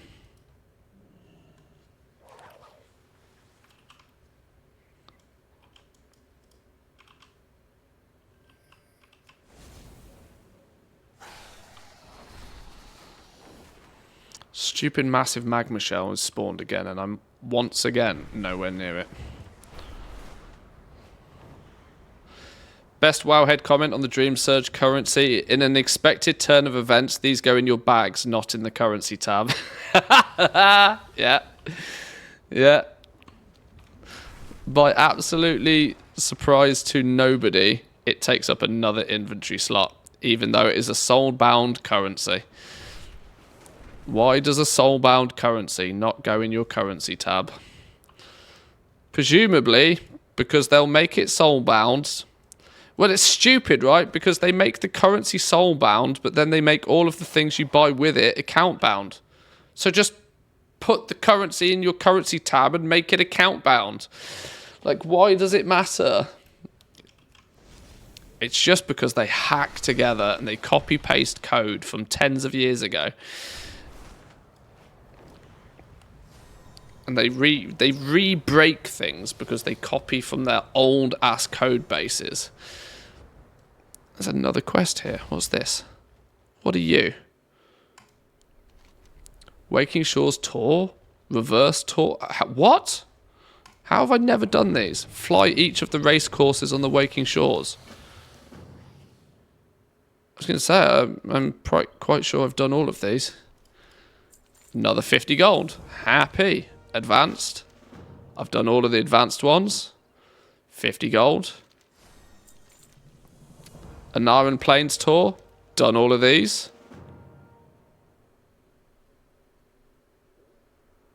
Oh, I have to hand that in, not here though. Okay. Waking Shores Reverse Tour. Done that one. Challenge Tour. Decline. Not doing the stupid challenge ones. There's a new one, challenge races. Yeah, they're dumb. I like me some Zoom Zoom. Not a fan of no Zoom Zoom. Why am I here? Oh, I'm here for... Oh, Magmaton. Oh, we might be able to get to that one. I'm here for Dragon Kites.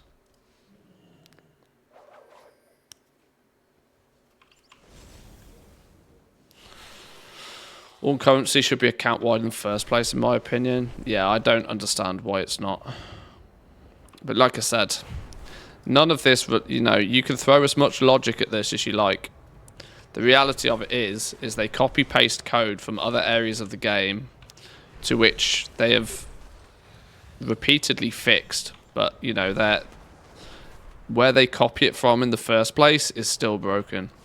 And so we end up with, like, the same shit being broken every patch.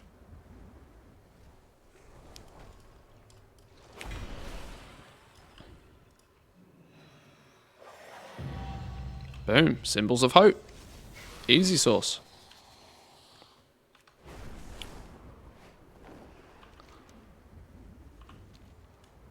Banging out all the achievements here now. Right, let's find something else. End boss on the challenge races is again the Ruby Sanctum. That is a tight timer. Yeah, I'm not a fan of these challenge ones. I'm not gonna butter that one. I will probably look at doing them at some point, but take a picture with a selfie camera of all the birds and bird watchers of the Dragon Isles. Oh no, they still pushing flipping selfie camera shit. Oh dear. Oh dear. Well, apparently so. That's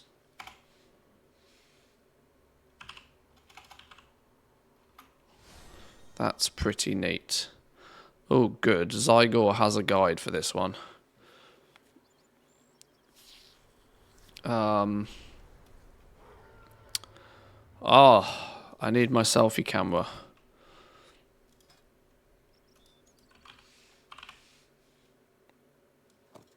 Oh, it's already on my bars.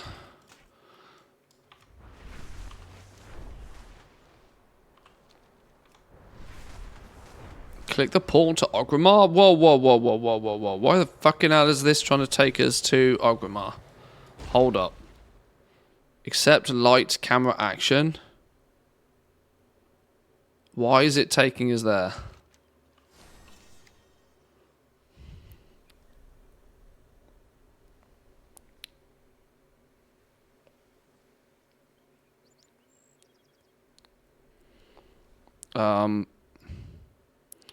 Buy one russet belt. What the are you talking about, Zygor? I'm sure you know what you're talking about. Click the weathered supply box, get a standard scope. Turn in light camera action. Skip that, it's to get the camera. Yeah, you see, I thought that was to get the camera.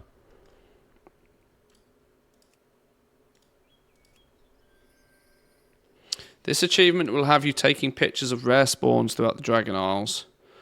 This will likely take a while to complete for that very reason. Rare spawn timers may be affected by maintenance. Sure. Take a picture with a selfie camera with Forgotten Griffin.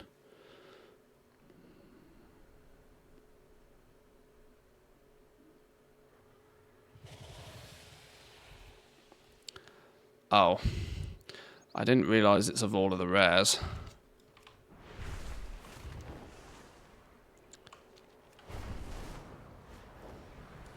This is one of those quests that you do when you are really bored. And I'm not sure I'm there yet. By quests, I mean achievements.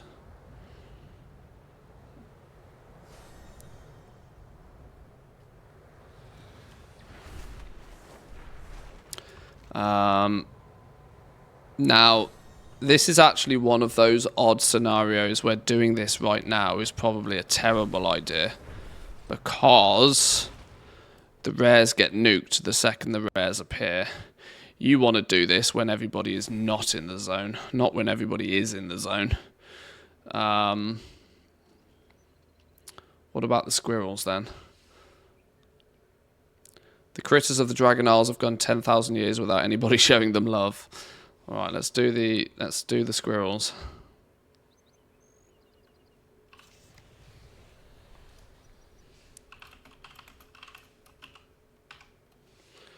To all the squirrels hidden till now.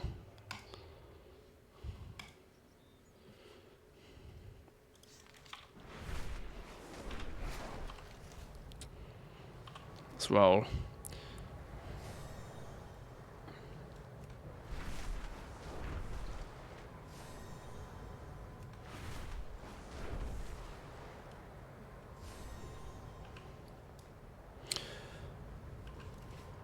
Should we, I'm wondering, should we work from the top or work from the bottom when it comes to spending this Dream Surge coalescent stuff? Should I buy, in essence, should I buy the mount first or should I buy the mount last? If I aim to buy the mount last, at least it means I'll probably complete it. If I buy the mount first, I'm then very likely to go, well, I've got the mount.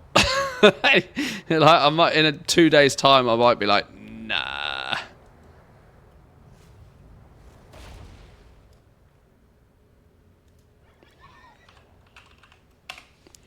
We love a Phoenix Hatchling. That we do.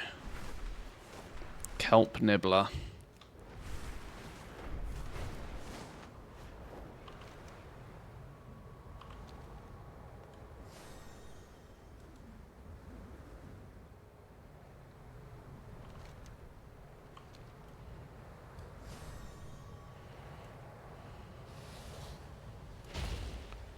Is that a no, that's a cowering crab. Where's a kelp nibbler?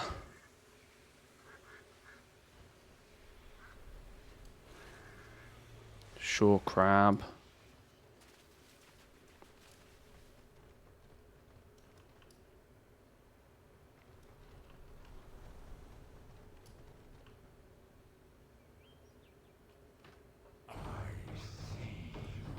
Oh, hang on.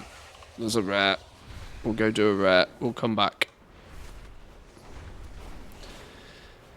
Rares get prio. Achievement hunting is a very passive thing.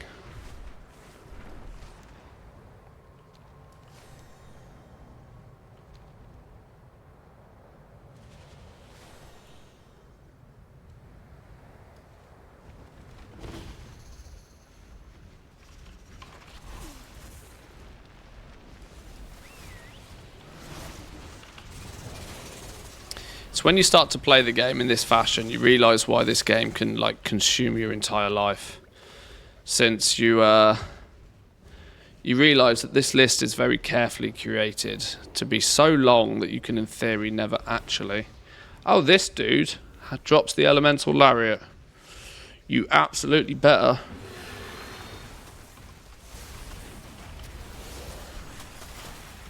Right.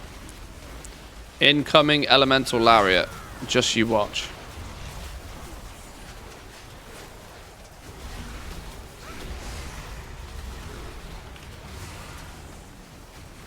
Streamer luck. I need to cash in all streamer luck. Every single piece of streamer luck right here, right now.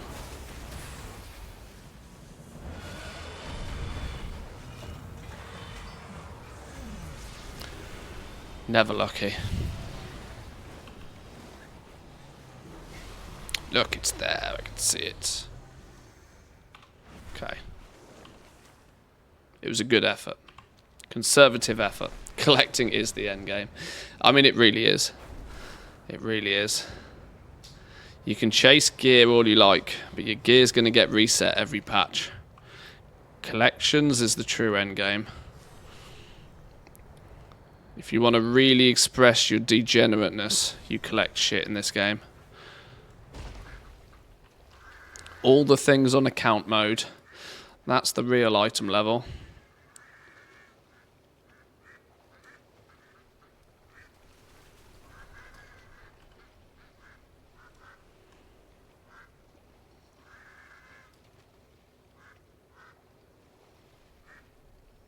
Fusail's supply chest key.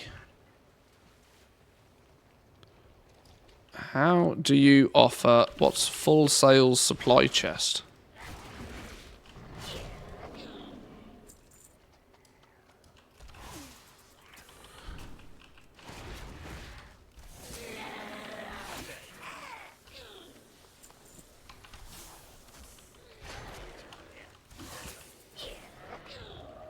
Hang on, I'm intrigued now.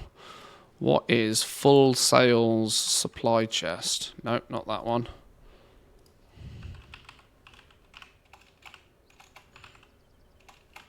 Fucking hell, type.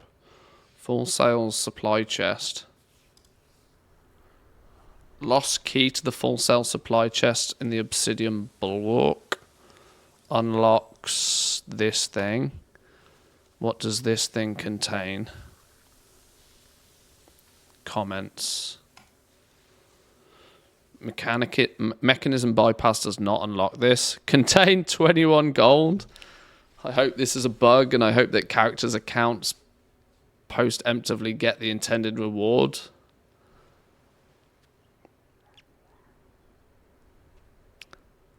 Spent 30 minutes getting the key, 21 gold.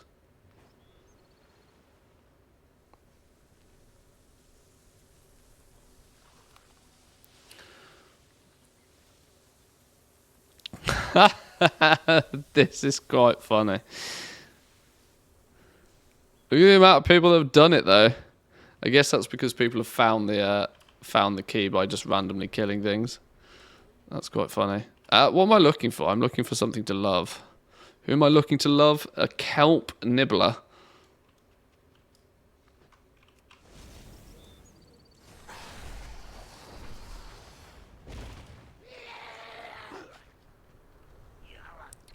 Kelp nibbler sounds like a crabby boy. A dreaming growth.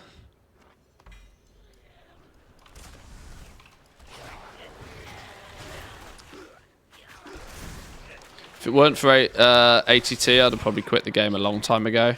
Oh, I know many people in that same position. Some days I do wonder if I'm subject to that same issue. I do genuinely worry that I only play the game because I have a list of things to do. Not that I enjoy playing the game sometimes. I guess the more easily I end up ranting about something really inconsequential probably goes a long way to showcase that. But, oh, hang on, Dream Surge. Why is it here? Why is the Waking Dream portal here? Yeah, the Waking Dream is not here.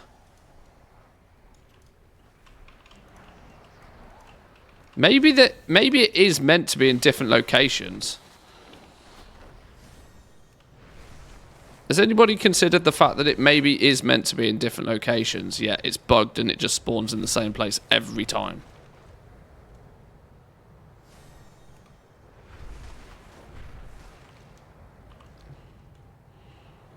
Almost as if this game receives absolutely zero quality assurance before patches are released.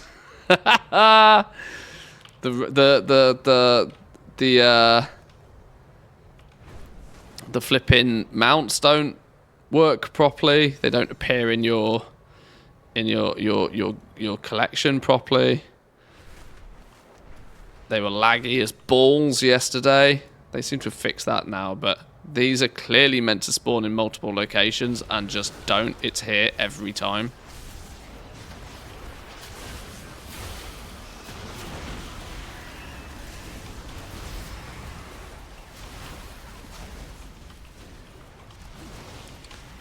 Oh god, we really just got to start playing other games more, don't we?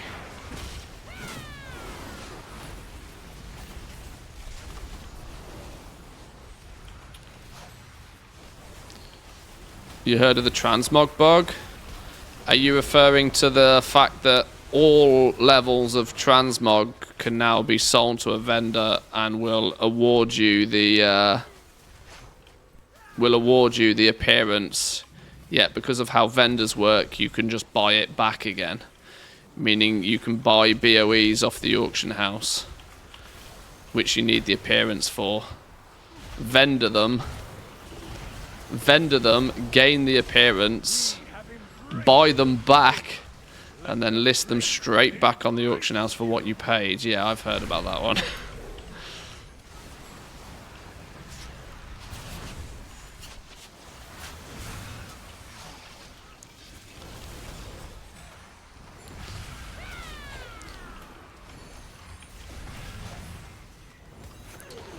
So for anybody out there that lists a large quantity of transmog, they might have a bumper day of sales when people trying to, you know, take advantage of that to complete their collection.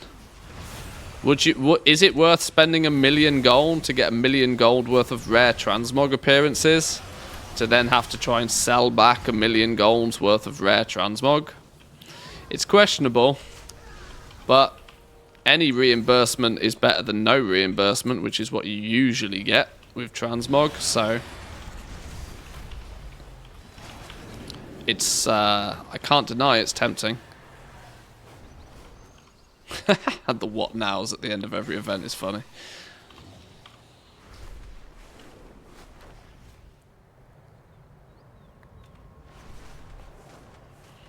Alright, let's try and find this kelp nibbler again. It's evading me. And then Blizzard fix it and you're stuck with trying to sell 1 million of Mog. Well, I mean, yeah, if they fix it, then well, you've got 1 million gold worth of Mog that you are ultimately just going to have to bite the bullet on and learn, right? Or sell it back. That scenario is the same. The point is whether they, you know, rescind your appearances that your ill-gotten gains. But I hate to tell you, 99 times out of 100 in this game, the early exploit often gets people places with very, very little comeuppance. So, I mean, you do as you please. Doesn't affect me if you have more of a transmog collection than I do. What's this? Does that say confidential? Is that our next raid boss? Is this the cutscene?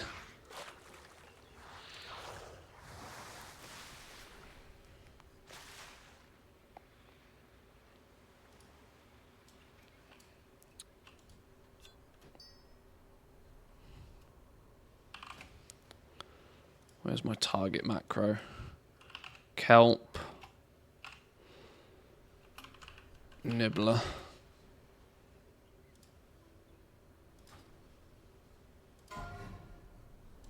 There's one over there.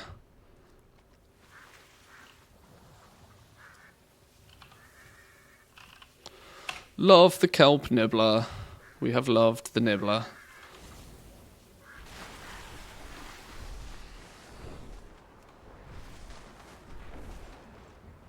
Was that posted on MMO Champion, was it? Oh, Harkan. We need to kill this one this time. We've missed him a few times. We can get to him within a minute.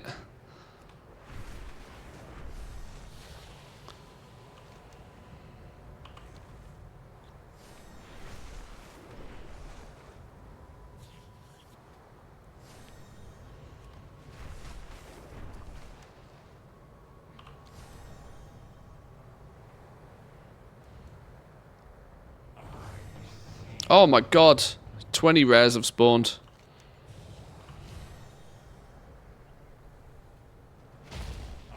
Oh, and he's dead. I was too slow to this one still. You've literally got to be on top of that. You've got to be absolutely on top of that. Now, I've killed Char already today, and it's on my minimap again as 1-2 kill again. Which I don't get.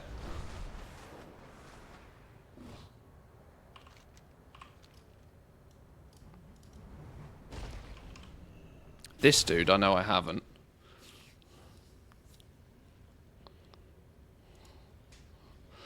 So this minimap trick doesn't necessarily work for the Obsidian Citadel rares by the looks of things.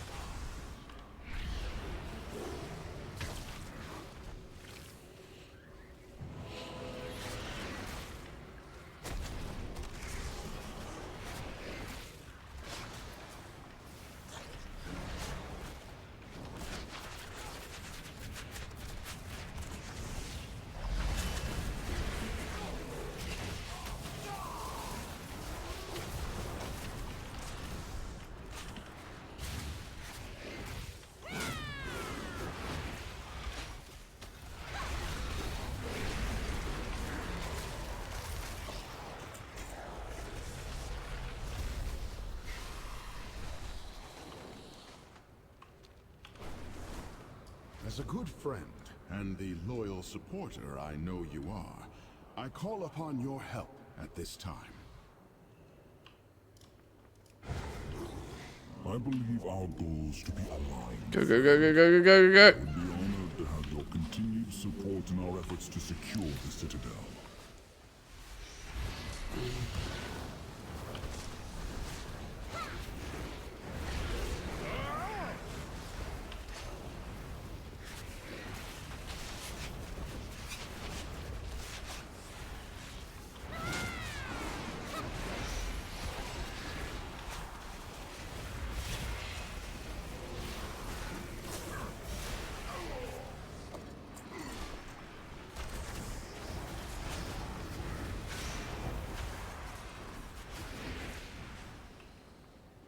Okay. We have killed a lot of rares today now. A lot of rares. We've completed all the world quests on the map.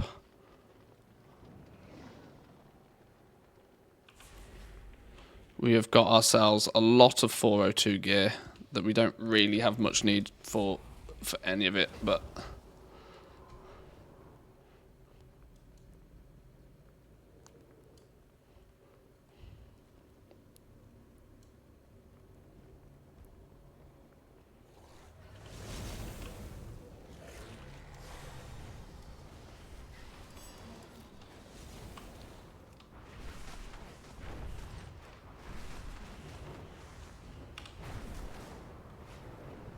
Right, docile kit. Let's go love a docile kit.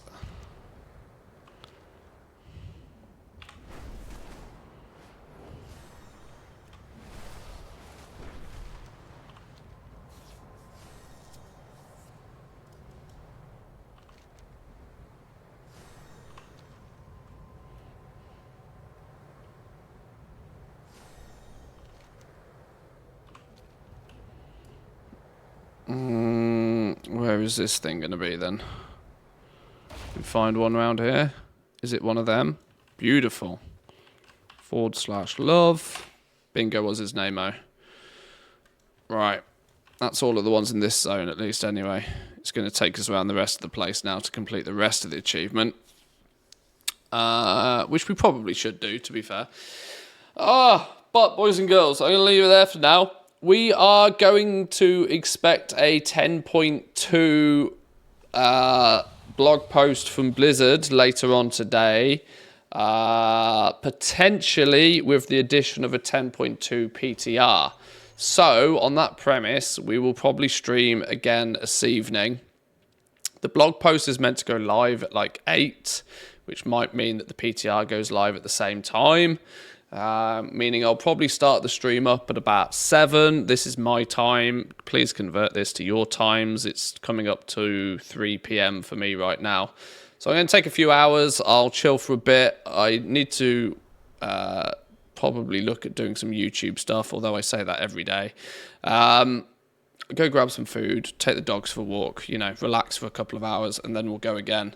So, thank you all for joining. We'll be back later. Hit the follow button if you haven't already. Come say hi on Discord. Thank you for all of the follows, the primes, the subs, the biddies, all of the good stuff. Thank you very, very much. Enjoy the rest of your day. If I don't see you later, and yeah, until next time, peace.